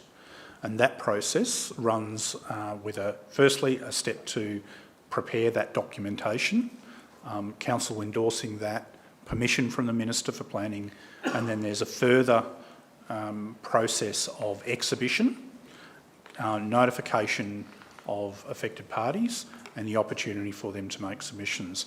And on the assumption that submissions are made and concerns are raised, that then, in all likelihood, the Minister would convene a planning panel, an independent panel, to hear those submissions and to make recommendations on the way forward to both Council and the Minister, noting that the Minister for Planning is ultimately the decision maker about whether or not the planning scheme amendment is made. And that's what gives any change legal effect. It's probably in the order of 18 months or so as a process. Councillor Stowe, thank you. Councillor Allen, Deputy Mayor. Thank you, Mark. Trevor actually asked the question I was going to ask, but I just want to put on record and acknowledge that this has been an 8-year process to get to here, and there's a lot of work gone into it, and I want to acknowledge that work and thank the officers for it. Councillors, are there any further questions of officers? Councillor Crook. Excuse me. I'm a little concerned that some of the strategic planning work around natural hazard risks and environmental values hasn't been adequately incorporated into some of this rural land use strategy and more broadly our strategic planning work. Could you just clarify for me, I'm not sure who, Martin or Stuart, I guess. Yep, ask a question, we'll find one. When the last update to environmental values was actually assessed and the data came from that we're using for this? So thank you, Councillor Crook, and through you, Mayor. I'll ask Mr Richardson in a moment to provide a response in terms of whether we've got information about when the information was last updated. We do have a commitment to review and update the overlays that relate to natural values, and that work will happen in the coming years. And also, as you'd be aware, right across Victoria, there's attention being paid to overlays which identify areas subject to flooding, which is another one of those natural hazards. So there's work that will happen in that space. There is also, I think, already within the East Gippsland planning scheme, very significant consideration given to bushfire risk through the extent of the bushfire management overlay, which, as I mentioned earlier, covers quite a significant part of East Gippsland. In terms of the natural values information, Mr Richardson, do you have that aware of when that was last updated? Thank you. Through Mayor, so there has been some various forms of update, both via the Victorian planning provisions into the scheme, but the most recent update to the sections of the scheme that relate to the environmental significance overlay were in 2019, where a number of objectives were reordered, permit requirements changed, application requirements changed, all with the intention of, if you like, tightening up the process for ensuring that we were able to manage and assess environmental impacts. I also do note that we have been in discussions with DECAR, formerly DELP, about updating the mapping, and that's reliant on actually being able to get the assistance from DECAR because they own the mapping, and obviously they need to make sure it's up to date. But we continue to have those discussions with DECAR with a view that we will commence a project to update the mapping. not so much the text, if you like, of the planning scheme, but the actual maps for that cover environmental significance overlay. But in answer to your question, yeah, the most recent update was 2019. Thank you. Councillor Crook, thank you. Councillors, are there any further questions? Councillor Greason. Can I ask what is the intention behind changing the Farm Zone 2 to Farm Zone 1 in Lindenow Valley, please? Thank you. Thanks, Councillor Greason, through you, Mayor. So Farm Zone 2 is a fairly restricted area of land that runs from just slightly northwest of Bairnsdale out through towards north of Lindenow Valley. So if you went out Kalulu Road, you'd be in the middle of it. And the Farm Zone 2 schedule is very, very similar to Farm Zone 1, and we just, on analysis, we couldn't see what value was being provided by having two different schedules, where one had a 30 hectare minimum subdivision size and a 30 hectare permit trigger, and the other one had a 40 hectare minimum size and permit trigger. It's probably a legacy from some time ago when I'd suggest the Bairnsdale Shire decided that they would have different schedules. So just on analysis, we thought it would rationalise it and make the system much clearer and plainer if we said that, well, each of those properties has very similar attributes, not counting the flats at the Lindenow Valley, and therefore they should go into the same schedule.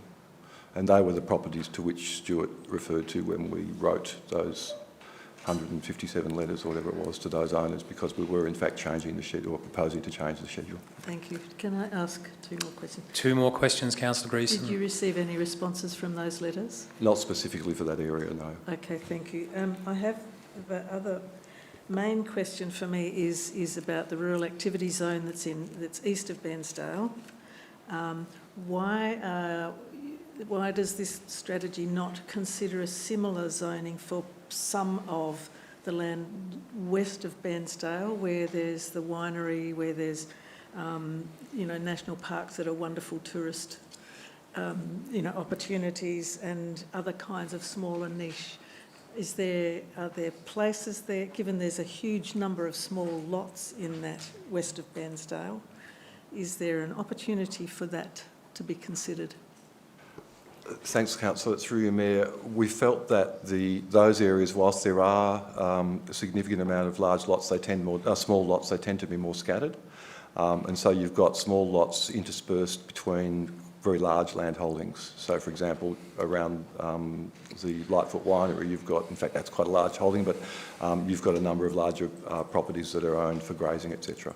The distinction with the area, the proposed rural activity zone to the east, is that land is quite easily identified and able to put a boundary around it, where there has been just substantial fragmentation, hundreds and hundreds and hundreds of smaller lots with very few larger lots in between them. So that was the rationale, is that there's more opportunity there. Again, we come back to the fact that if someone had a small lot in the farming zone on Kalulu Road and wanted to put a winery on there, then that's an agricultural activity. But equally, to the tourism activities, etc., that might come with those other views and on the escarpment, etc. Many tourism activities are able to be approved within the farming zone. So, councillors, if the questions are finished, councillors, on the table is a recommendation.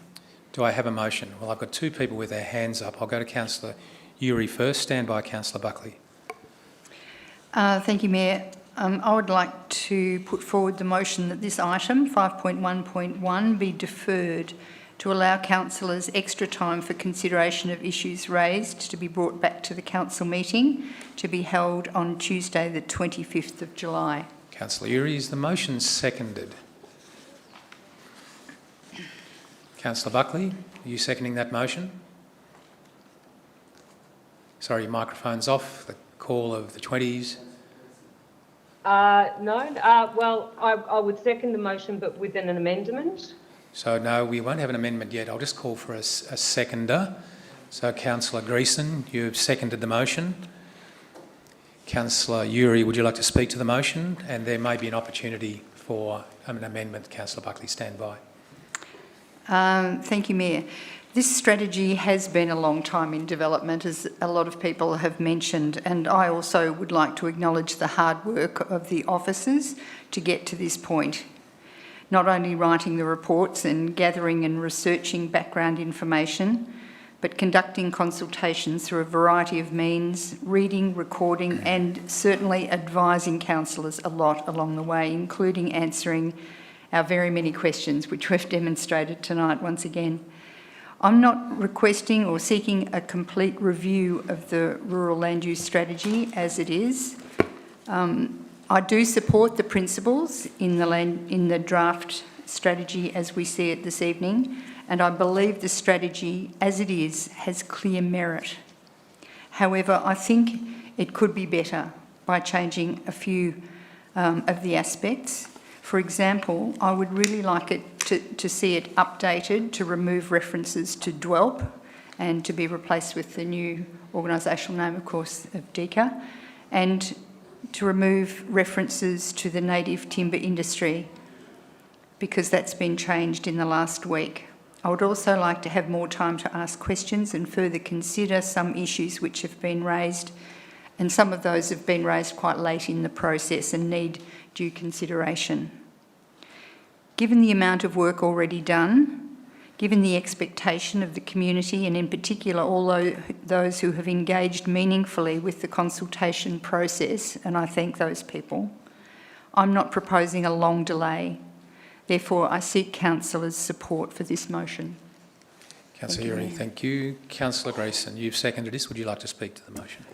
Just to add to what Councillor Uri has just said, I think, we've worked on this for a long time and the council officers have done an enormous amount of work and made huge changes to it after extensive consultation. So I want to say up front that I do support the strategy overall, but I still have some questions that have arisen as I've understood it more and more and read it time and again, and after discussion, and input from community. I want to thank Stuart McConnell for his patience in answering my many questions. It's really helped me thinking about it. But I wish to have a bit more time to review it a bit further and bring it back for discussion very soon. So the next possible time is late July. It's the start of the process of locking it into law, and there are opportunities before that to have further input. But I want it as good as possible before it goes out again. It's very important that we get this right. So that's the reason I'm Councillor Grayson, thank you. Councillor, is the motion opposed? Councillor Allen. Thank you, Mayor. Look, I think we've got a strategy in front of us that's taken 8 years to develop, and procrastinating doesn't help. If this was to be adopted tonight, there is a process that gives people a lot more opportunity for input and an opportunity for an independent panel to... Point of order, Mayor, please. Point of order, please. Councillor White, what's your point? Twice now there's been reference to 8 years. I'd just like to correct that, please. Anthony could probably tell us how long he's worked here, because it wasn't until he came here that the process began. So it's certainly not 8 years. So, Councillor White, I'm not sure that that's a point, but we'll take it as a clarification. So, Councillor Allen, please continue.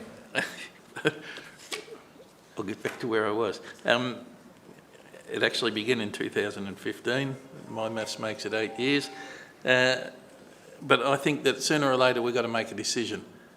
And the process from here is full of opportunities for further input from people, and considering that the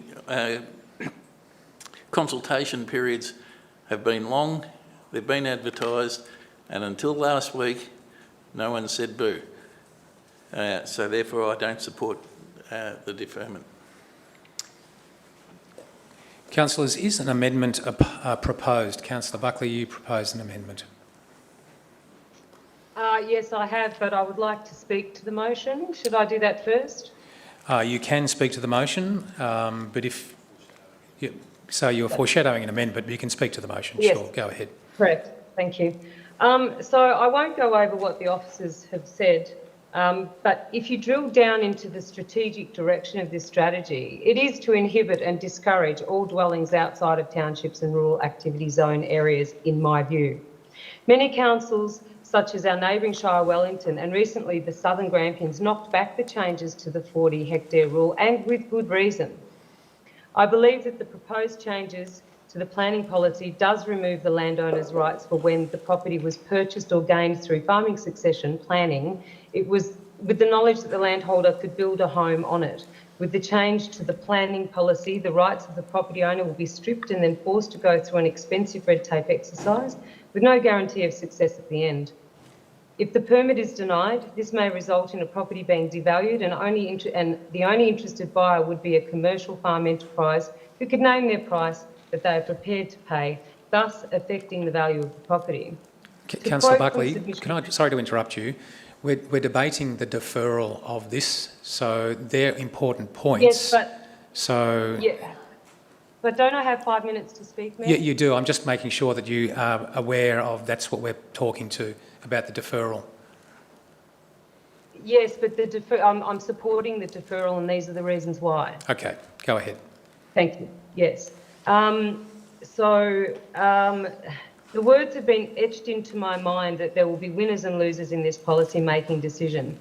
In every briefing relevant to this matter, I've pleaded to have the 80 hectare rule deleted, the 40 hectare rule remain, as it is, in my view, to not do so is an infringement of civil liberties. Now, I want to further substantiate that and I know that this piece of work has been lingering for years, and it's far too important a document not to get it right. That is why I believe we must, at this stage, reject the motion to make and allow further changes for the community to see that we are engaging in the design overview. And I want to point out that we have 5 steps in our engagement design, and that is to inform, consult, collaborate, involve and empower. And the 5th step states to empower is to place the final decision-making in the hands of the public. The public are present tonight, councillors, and we're elected to represent the public. The population of East Gippsland is 48,453 souls, and only 54 people engaged with the survey and submission process, and only 2 of those people owned 40 hectare properties. So how can we say we've consulted relevant stakeholders in this matter when most remain in the dark about what's to happen to them? So in closing, I'd just like to point out that in our remote settlements and rural districts table in the document, it says the role and futures of settlements table is clear. No development or expansion will be supported. This will be the death knell for our small communities in such as places as Club Terrace and Bonang, to mention 2.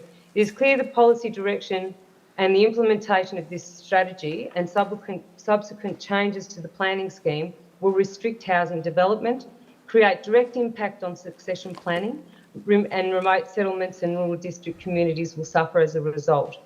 I'm finishing up now. It will be the promotion of large commercial enterprises that may have overseas interests, and this will be at the expense of smaller Australian-operated family farms. Despite the officer's referral to support, there has been a lot of negative criticism from the public, community and the agricultural sector, and we must make several changes to this document. And I would like to amend the document to the motion to include that we have an independent review is conducted and that significant changes are made to the strategy by the councillor group with more community input. So, Councillor Buckley, thank you. Would you like me to read out You foreshadowed an amendment, so we'll just park that for the moment because I'll have to come back to the original mover, and we're debating whether we defer this decision at the moment, councillors, just to bring you back to that. So, councillors, would anybody else like to speak for or against the motion? Councillor Van Diggle. I came in today with a really open mind. I actually really didn't know which way I was going to vote. But we've heard for and against arguments, and I don't really personally feel that I am ready to make a decision after what we've heard. I mean, obviously we went through a community engagement process. We would have liked these opinions to have been stated to us months ago, but I still think they need to be listened to, and I don't really feel comfortable personally making a decision, 10 minutes after hearing what they had to say. So I personally would like, I don't know if the 25th of July is actually really long enough, but I'd like to think we can collaboratively work together. And I want to make sure that the decision I make sits well with my conscience, recognising it is a bit more work for the officers, so I do apologise for that. But I think this is something we really need to make sure we get 100% right. Thank you. So it sounds like you're talking in favour of the deferral. Councillors, would anybody else like to speak for or against the motion to defer the decision of this rural land use strategy? Councillor Crook. Yes, thank you, Mayor. I might take a little bit of a slightly different bent on this. I was elected, at least in part, to make evidence-based decisions and also provide climate and environmental leadership. So I think this strategy is a real opportunity to ensure future planning decisions not only protect our best farmland, but also natural areas and guard us against natural hazard risk. It also clearly has a role to play in streamlining approvals for future development, providing that planning guidance to say to people, well, this is the best place for you to build, and we don't want you to build here because of either natural risk or it's our best farmland. By implication, this rural land use strategy does some moving around of how various parts of our landscape are zoned, zoning that reflects intended land use. However, I'm a little bit concerned that we haven't really provided a really conscientious and clear evidence base for all these decisions, and that we haven't systematically identified the values and the risks to the extent that I would like. And I think it's really incumbent upon Council to see this work undertaken as a matter of urgency to inform not just the rural land use strategy, but other strategic work now and into the future. I think this is a real opportunity for us, and we've got to get it right. I agree with Councillor Van Diggle. We've got a strong basis to do this, thanks to the good work that the officers have done to date, but I think we've got a little bit more work to do, so I'm happy to support the motion to see this decision deferred, albeit for a short period of time. Thank you. Councillor Crook, thanks. So again, there is a foreshadowed amendment, and I think that what's important, I'll get to you, Councillor White, I see your hand, that we actually need to see or hear again what that amendment is so the mover and the seconder can decide whether you would like to accept that amendment. This is just a procedural matter. So, Councillor White. Thank you. I'm supporting this too, the amendment, simply because a sector of the community that will be probably the most affected have probably been ignored here, and that is the younger people. We're crying out for young people to get into agriculture, and this proposal's going to make it just too hard and too expensive. If you don't have a silver spoon or some very good parents that could support you to get into a risky business and an expensive business, but something that many people yearn for, we're going to take away a lot of opportunities for young people. And I'm an old farmer, but I'm the average age of farmers, and I see this as making it even harder for our average age of farmers, which is desperately required to be reduced. Otherwise, we'll all be falling off the perch and you won't have any farmers. So I think we need to look at this a little bit with, put the lens over this part of it, what I'm talking about, just simply because it's going to make it too hard for young people to get a start. Councillor White. So councillors, Councillor Buckley's proposed an amendment, and we need to see that amendment, so as I said, as a procedural matter for the mover and the seconder to decide whether you accept that amendment, because it may have an effect on the timeline. I'm just, again, what's proposed. Councillor Buckley, I know that there's a bit of toing and froing to you about trying to get some words so that we can see what the amendment is. So we're in debate at the moment, so I just recognise that. But also, if you've got a moment to get those words to us somehow, or even if you can say them again. Would you like me to do that now? If you're happy to say it again, maybe, I'm not sure if we can get someone to write it down. Yep, Alba's there. So it's to include that an independent review is conducted. So therefore, it would mean that we would have to amend the second part of the original motion, which is to be brought back to the council meeting to be held on Tuesday, the 25th of July. So it is a substantial change to the original motion. Yep. Okay, so I understand that your amendment is to introduce an independent review which would change when the draft rural land use strategy would be brought back to council pending the completion of that review. Can I ask a question of clarification? Yep. Is that okay, Sonia? Does that sort of get what you're saying? Correct, Mayor. Great. Thank you. If you can hang on to that, Councillor Uri. Councillor Van Diggle, we're in debate, so question of clarification. Question of clarification. Yep. How much is that going to cost? Because I don't want to make a decision on that unless I know the cost implications. So we don't have that at the moment. Unfortunately, we don't have any information on the cost. We just have to... But if we say yes to that, we are doing... That's a decision that councillors agreeing would no have matter to... what the cost is? It would appear so. Okay. Mayor, perhaps we could make an inclusion that in this, just to alleviate Councillor Van Diggle's concerns, which are valid, and I accept those concerns, that we could amend the motion to include that we seek advice of the cost of the independent review to be then decided upon, or words to that effect. So again, I'm trying to get this sort of policy on the run here. So the amended motion is to defer the rural land use strategy pending an independent review, pending an estimation of the cost of the independent review. It's something like that. So you could just say with inclusive so pending of a cost so there's a analysis. suggestion. Sorry, we'll try and get the words right if this is where you want to go, councillors. Pending an independent review that meets the council laws. Mr Mayor, I believe I need to either accept or not accept the amendment. Yep. Is that correct? Is that the next step? Yes. I do not accept that as an amendment. So seeking an independent, let's just park that and seeking an independent review of the rural land use strategy, irrespective of when and how and cost. I would like my motion to stand as presented. Okay. And I have a seconder. And does the So I seconder believe accept we the... need to- The mover and the seconder need to both accept the amendment.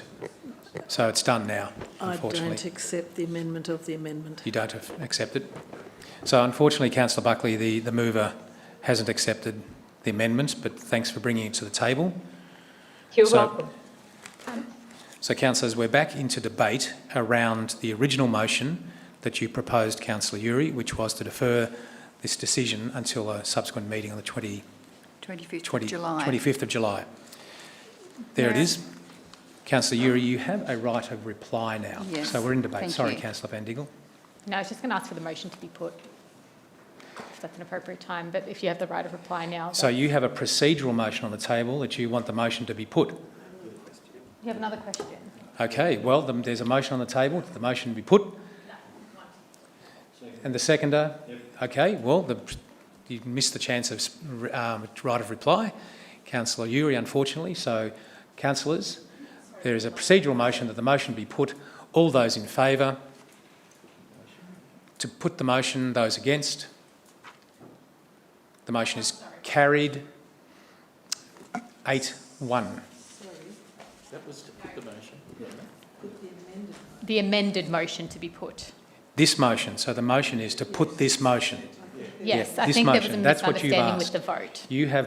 You have moved a procedural motion to put that motion, and that's what's just been decided.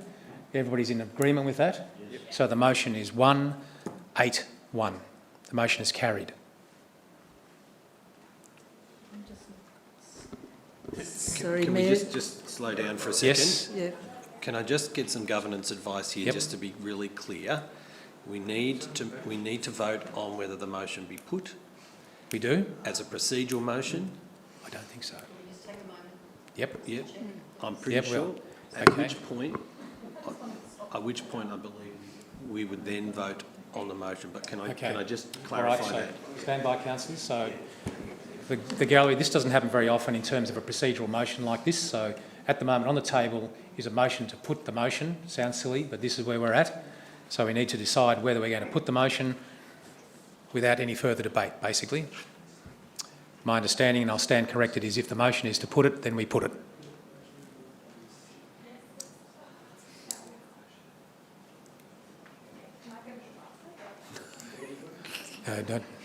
We're going to be voting, so...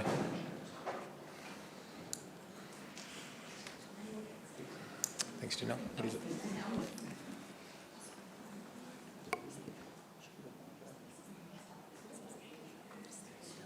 Yeah, I've got to move in a second. Yeah, so we voted on that.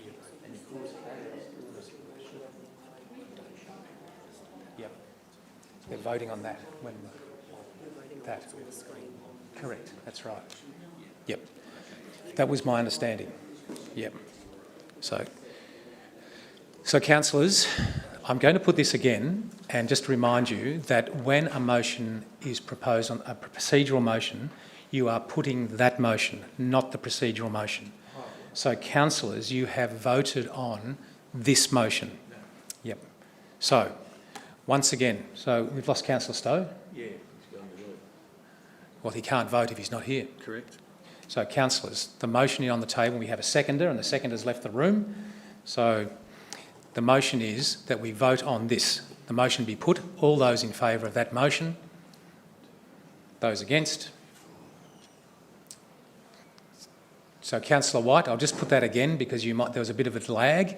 So, all those in favour of the motion to defer the draft rural land use strategy?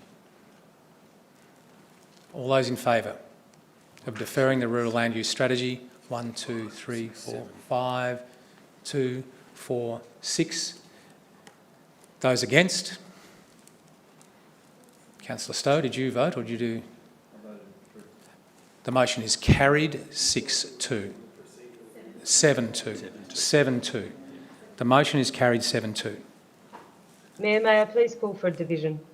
You can call for a division if you like. So it goes once again, councillors. All those in favour? Councillor Greason, Councillor Uri, Councillor Van Diggle, Councillor Crook, Councillor Stowe, Councillor Buckley, Councillor White. Those against? Councillor Allen, Councillor Reeves. That's what a division is for those in the gallery. The motion is carried. Thank you. There we are. Councillors, the next item on the agenda.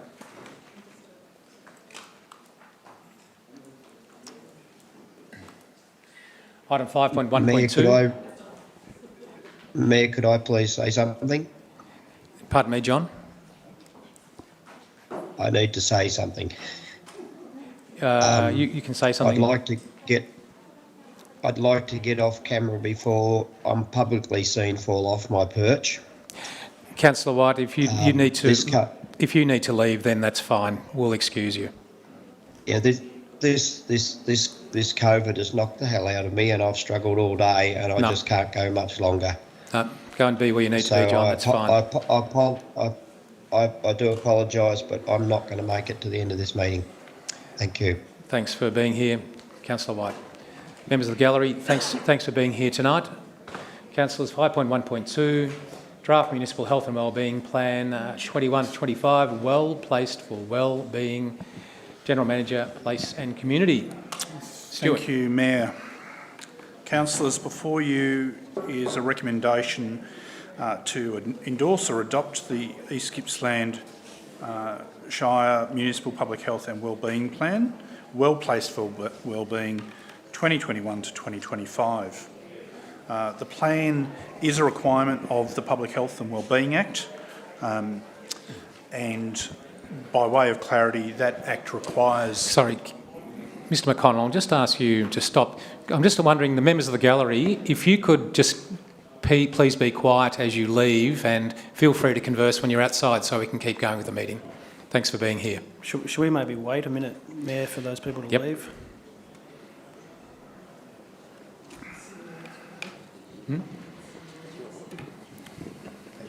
And inaction. We can keep going without the CEO.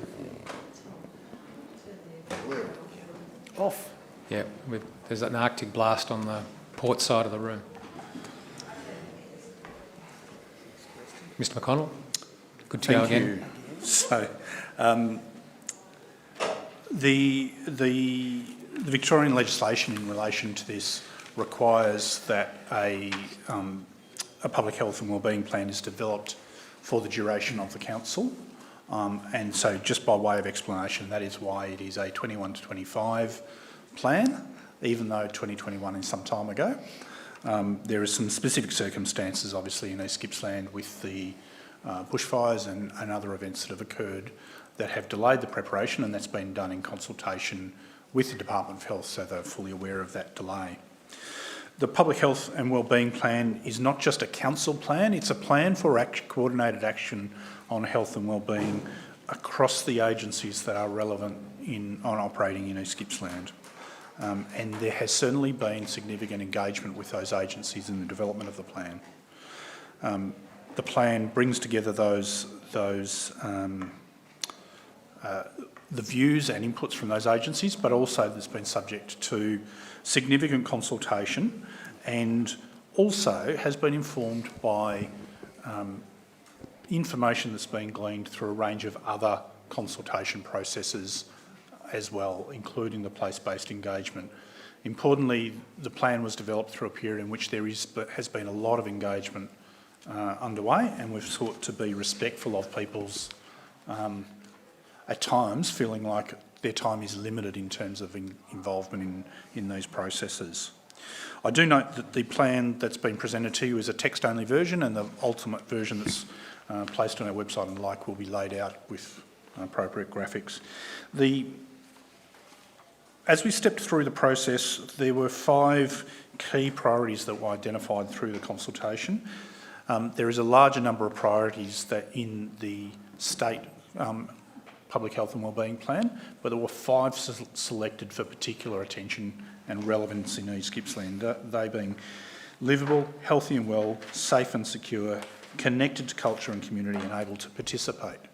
And I think it's really important that some critical issues for our community are embedded within those priorities. So, for example, the issues around housing, which are very real within our community, are embedded within the safe and secure priority. Council does a lot of things that contribute to the outcomes in this plan. We're responsible for recreation activities, we're responsible for arts, supporting the arts and cultural activities. There's a range of work that we do around inclusion from a range of things, community development, events, economic participation. There's a wide range of activities that Council does, but also that other agencies also contribute in terms of health and wellbeing outcomes for our community. So with that, councillors, I commend to you the plan, and you have a recommendation in front of you, and Rebecca Pantry, who's the Acting Manager of Community Engagement and Resilience, is with me to assist in answering any questions you may have. Mr McConnell, thank you. Ms Pantry, Acting Manager, well done, thank you. Councillors, are there any questions? Councillor Van Diegel. Thanks, Beck, for being here so late on a Tuesday evening. I have a quick question, and I wonder if we've had this conversation before, but it states that we need to the new council has to create this plan in 2025. So is this really only going to be valid till then? And then in less than 2 years, it'll be rewritten? Yes. Wow. So when the new council comes in, it's by October 2025. We start the process again. But we have been working, so that's why the framework that you adopted back in December, agencies and council have been working towards those goals and priorities. It's just this is the more substantiated plan. Okay. It's a lot of work for you guys. Councillor Van Diegel, thank you. Councillor Crook, do you have a question? I do. There you go. And it relates, I guess, for my own benefit, but also for other councillors and interested parties. I'm just interested to understand the process of engagement, because obviously this plan has broad-reaching goals that involve a range of other agencies and organisations. I was wondering if you could speak a little bit to the process that was undertaken to ensure that that was sort of comprehensive and there was some good engagement and alignment of goals across those agencies and other delivery partners. So the consultant was brought in and they ran workshops. We did broad reach through our Your Say and newspaper articles calling for people to be involved in the engagement process. There's also internal and our partnerships that we have established in certain networks with a previous Municipal Health and Wellbeing Plan. All those agencies were engaged in this plan, in the development of this plan. Thank you. Councillor Crook, thank you. Councillors, any further questions? Councillor Greason, thank you. Thank you very much. I think this plan has been well consulted actually, and I really do like the comments from people about it.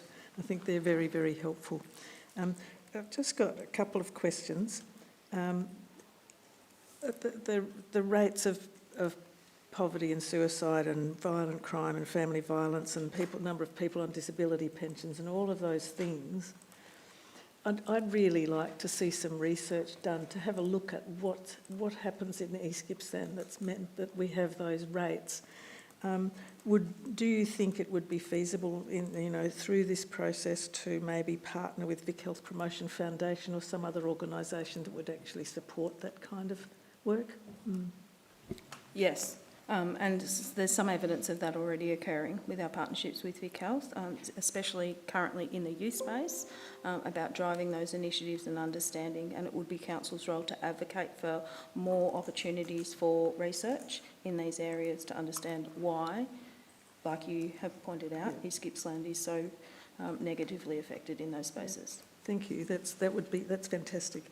The second question relates to similar kinds of issues, but given that less than half of the percentage of... No, that's not right. Sorry, I've got the wrong data here, but given the relatively small number of people here in East Gippsland hold university qualifications, and given that we had Monash University here for 20, 25 years and they've been gone for some time, I think it would make a huge difference to this region if we had a strong academic presence, and for many, many reasons, including supporting research. Can we through this policy start to maybe work with universities to try and attract them back here? What's your feeling about that? It's a big question, Beck, but. Maybe for a respond, Councillor Gresham, and through you, Mayor, it's certainly something we can seek. It's something we have limited control over, but it's certainly something that we can seek to encourage academic institutions to be present here, and, as you say, to also undertake relevant research in a number of those issues which you rightly identify. East Gippsland has significant challenges with. Thank you. And Councillor Greason, it would be not unreasonable for us to think about that in advocacy strategies, and we have Federation Uni and TAFE Gippsland sitting around one Gippsland table as well, so there are some avenues there for us to continue those conversations. Councillor Uri. Thank you, Mayor. Thanks, Beck.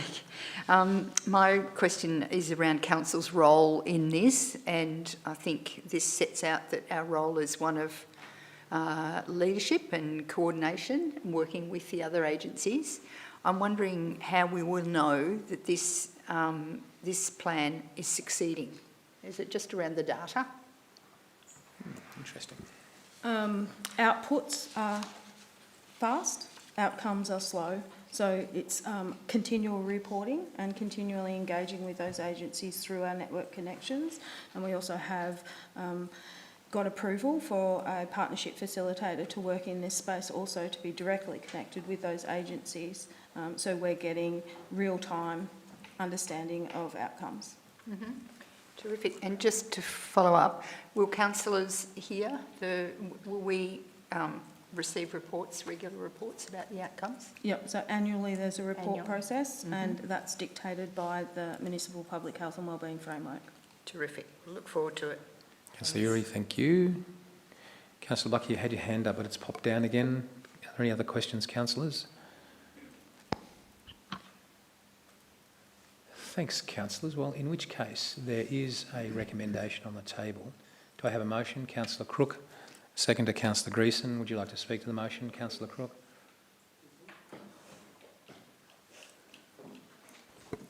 Thank you. Yes, Mayor, I will. Just briefly to say, I think this is core business for council. This is the stuff about why we do all the other stuff we do. This is about our communities being safe, happy and healthy. The safe and secure, the able to participate, the livable, the connected to culture and community. Those things are essential for people to feel fulfilled and have happy lives. And for me, this work underpins all the other things we do in council, from roads to caring about the environment, to worrying about the rural land use strategy or all our other strategic housing documents and plans, and it's all really about this. So I'm really pleased to see this. It's got an excellent evidence base. Some of it, albeit fairly concerning, that we have some of the highest rates of domestic violence and those sorts of things. But it's only when you're able to recognise a problem that you're able to try and do something about it. So I also really appreciate the partnership-driven approach that council is taking to this, and I think it's only together that we can deliver on the aspirations of this. So I have no hesitation in recommending the officer's report. Councillor Crook, thank you. Councillor Greason. Oh, well, that was beautifully said, Councillor Crook, thank you. So I'm not going to try and say much more. I just think this plan is very good. It's been a bit overdue, but there's really good justifications for all of that, which have been well acknowledged. And I think this plan, along with the economic development plan and the environmental sustainability strategy, will make a difference. I think will make a, can really start things on their road here. And I'm very pleased to support it. Thank you. Great, thank you. Councillors, is the motion opposed, or would anybody else like to speak for or against the motion? Councillor Buckley? Yeah, I'll speak for the motion. And I think that, I agree with what's been said, and perhaps we've missed an opportunity to have an index of happiness put into the document, which has been quite successful in many other countries, because perhaps we should gauge our success on that index. So I support the motion, and however, I would, just like to caution policymakers that we have to be careful with having, interference from global type entities filtrating into our policy making systems, and I hope that that's not the case with this particular document. Thank you. Councillor Buckley, thank you. I think Bhutan has a measure of gross domestic happiness. That's Councillors, would anybody else like to speak for or against the motion? Councillors, in which case I'll put the motion to the vote. All those in favour? The motion is carried unanimously. Thanks, Bet. Thanks for your work. Yep. We look forward to seeing the final marked up version with the graphics. Yep. Councillors, 5.2.1 is the Council Plan Progress Report, Q3 2022-23. And that will be Acting General Manager, Business Excellence, I dare say. That's correct, thank you. Mayor, and through you, councillors, before you is a report titled Council Plan Progress Report for Q3 this financial year. This covers the reporting period from 1 January to 31 March 2023 and provides a high-level summary of major initiatives, strategic indicators and actions. The major initiatives highlight the actions that are significant and high priority activities. At the end of Q3, 6 of the 9 major initiatives were on schedule, and there were 3 initiatives that were behind schedule. They were the development of the Reconciliation Action Plan, or equivalent title. This is now commenced, though, with community consultation commencing and workshops being conducted with staff, senior leadership and councillors. The second is the East Gippsland Sporting Facilities Plan, This is in the final stages of community consultation. The development of the East Gippsland Marine and Coastal Plan commenced with engagement of consultants and establishment of a project control group. And thirdly, Council's progress on the climate risk analysis. That has been delayed due to unsuccessful funding application. Council is currently seeking alternate funding through the Victorian Energy Efficiency Certificates, VEEC, exploring that will enable work to commence in this space. Some highlights from the major initiatives, though, in this quarter are the customer response module for the Civica project has been implemented with reporting to commence in Q4, and the culture and creativity strategy was prepared and it was adopted by Council in May at its last meeting. A discussion paper on the housing and settlement strategy was prepared and has been released for community engagement, and Pathways to Growth program commenced in this quarter with the Twin Rivers Brem Classic holding their first meeting. Following endorsement of this report by Council, if it chooses to do so this evening, it'll be released and made available to the public, and it provides a great opportunity to promote an update on the key activities that Council is making for the community. Councillors, I have with me the CEO and General Manager, Place and Community, if there are any questions that the councillors may have. Indeed, thank you, and I will invite those questions now, councillors. Councillor Crook. Thank you, Mayor. Our approach to, I believe, is the federal government through the Disaster Ready Fund to help us implement climate risk analysis. How long ago did we submit that application, and is there anything we can do in the interim to try and seek either alternative sources of funding or to increase the likelihood of that funding avenue being successful? Thank you, Councillor Cook, and through you, Mayor. We are still waiting on the outcome of that funding. The funding also, the overall project had a component of grant funding that we were seeking, as well as some contribution from Council's resources. So, firstly, we're still waiting to hear in terms of the outcomes of the Disaster Ready Fund, and that hopefully is the next month or so, is the expected timing for that. We, of course, will continue to keep aware of other potential funding opportunities for work like that. And the other option for us is to commence the work in a scaled back way based on the council resources that have been allocated to that project. Thanks, Councillor Crook. Councillor Uri, thank you. Thank you, Mayor. I just wanted to ask for a little more detail on the new Reconciliation Action Plan and where we're up to with that. I know we've had some fantastic events in the last week or two, which is great for relationships and so on, opportunity to have a chat, but what are the next formal steps in that process, please? Thank you, Councillor Uri, and through you, Mayor.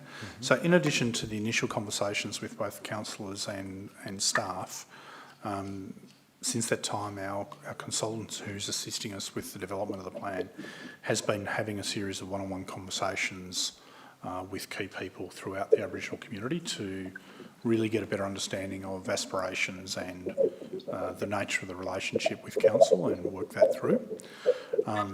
The next steps from that will be some further workshops, both with councillors and particularly with staff, in terms of identifying some practical opportunities within that, and also the formation of a working group to assist in the bringing together of the actual plan. Councillor Uri, thank you. Councillors, are there any further questions? Well, in which case there is a recommendation in front of us, councillors, that we receive and note this report. Do I have a motion? Another question? Sorry, yes. Please go ahead, Councillor Greason. Given the information we were given this afternoon about review of the stage 2 of the Crower-Tungalong walk, what are the implications for this, do you think? sorry, it's... Through you, Mayor. Oh, sorry. In the absence of our General Manager of Assets Environment, what I can say to you is that we have funding for the first stage. Yep. And we also have funding for the design of the whole walk. So that those funds are locked in. What the Commonwealth Government have said to us is that they are undertaking a range of reviews across a range of their community facilities and assets programs. And as such, those particular second, third, fourth, and I think the fifth stage, in fact, of the K-Walk, are yet to be confirmed. So until we have some real clarity from the Commonwealth in terms of what their funding programs will be and whether the status of these programs will meet those new guidelines, it's all a little bit up in the air, albeit that we have had positive signs, but until we see something sort of, as an agreement in terms of funding allocated, it's difficult to say. So that's sort of where we're at the moment with that funding and some other projects as well. Thank you, Mayor. Councillor Greason, thank you. Councillor Buckley. Yes, thank you, Mayor. In section 5 on page 3344, there was a review into service centres, and it states a transparent organisation that listens and delivers effective, engaging and responsive services. So just for the public, where can they find that review? Is that made available to the public, those types of reviews? So that was a service review, Sonia, that included libraries, which was undertaken last year. It came to council, didn't it, CEO? Can I just, my apologies, but I just would like to actually find the specific, could you please confirm specifically what number you're talking to, Councillor Buckley, so I can be clear, we respond appropriately?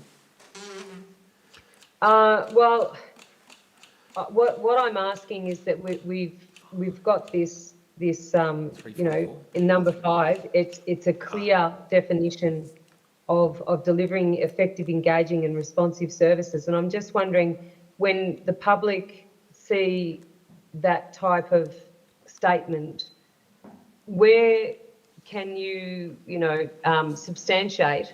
Where's the data that can actually show that that's what we're delivering, and where can they get that information from, and so that we can, educate the public that's actually what we're delivering? Okay, thank you. And through you, Mayor. So each of the subheadings are actually the adopted council plan heading. So 5 is if you like, I guess, the aspiration of council as to how it wishes to ensure that the organisation which it heads up is actually transparent, listens and so on. So some things that we have done. So for instance, the library service review and customer service centre review is one area that is obviously well known to the council group. We also bring to the councillors via council meeting the service reviews which we're looking to undertake in the year ahead. So those service reviews are generally, the ultimate reports are generally public in their findings. And I guess we also have an internal and an external audit program that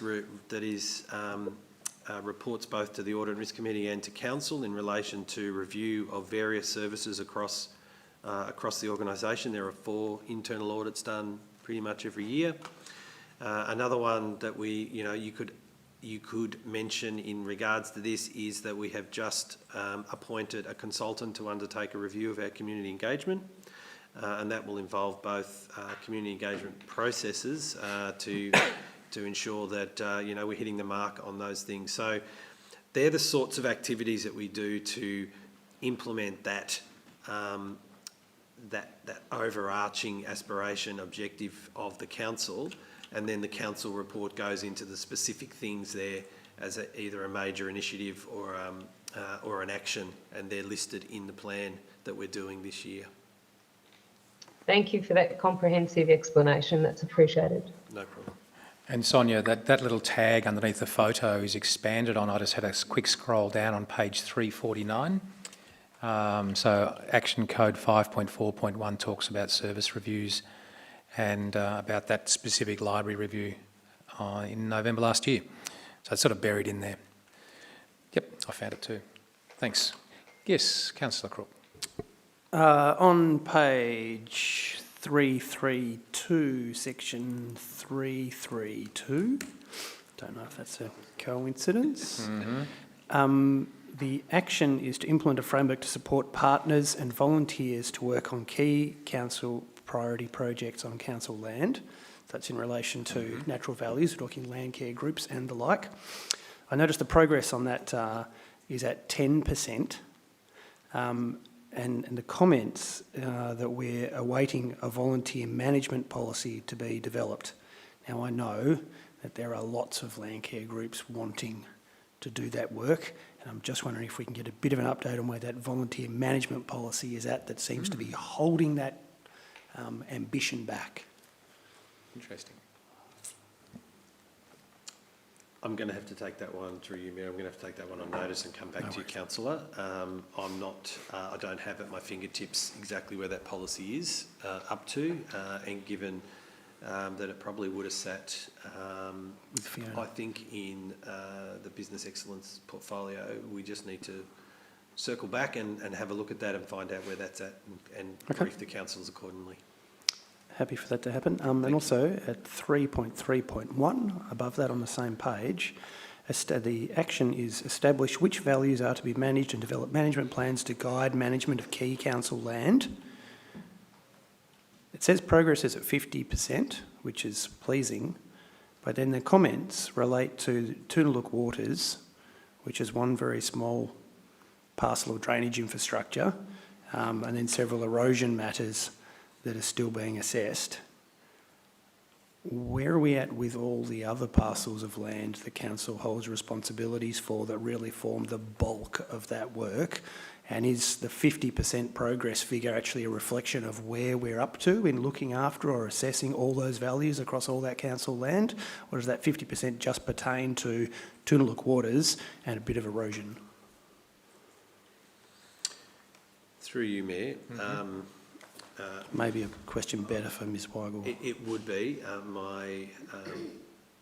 My gut feeling would be that that relates to the specific example given there in the comments, rather than the whole suite of land. However, I'm aware there has been some work done, but again, it'll be appropriate to bring you back a more accurate answer.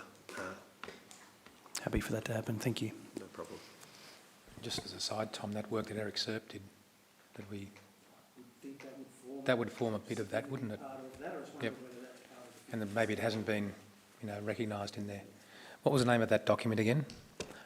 Sorry, councillors, we're talking out of session here, but there was a launch NRM values on key council land, or Thank something you. to those words of that effect. Yep, thanks, Tom. Councillors, are there any further questions?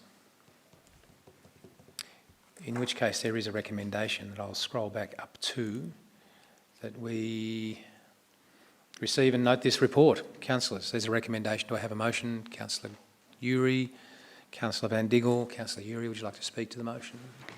Just briefly, it's great. I really look forward to these reports because they always highlight how much work actually gets done day to day. It's always a surprise to read them and see what's been achieved.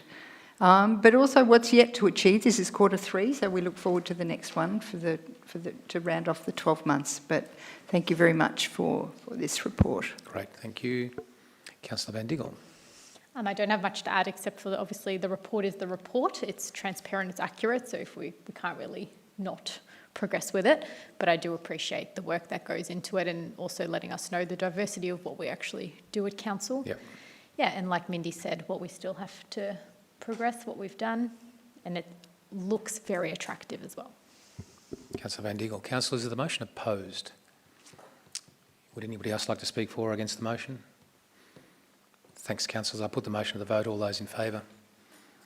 Thank you, councillors. It's carried unanimously. Councillors, that's the end of items 5. Item 6, urgent business. There isn't any. There's no confidential business. And item 8 is probably the item that many of you are interested in, and that is the close of the meeting.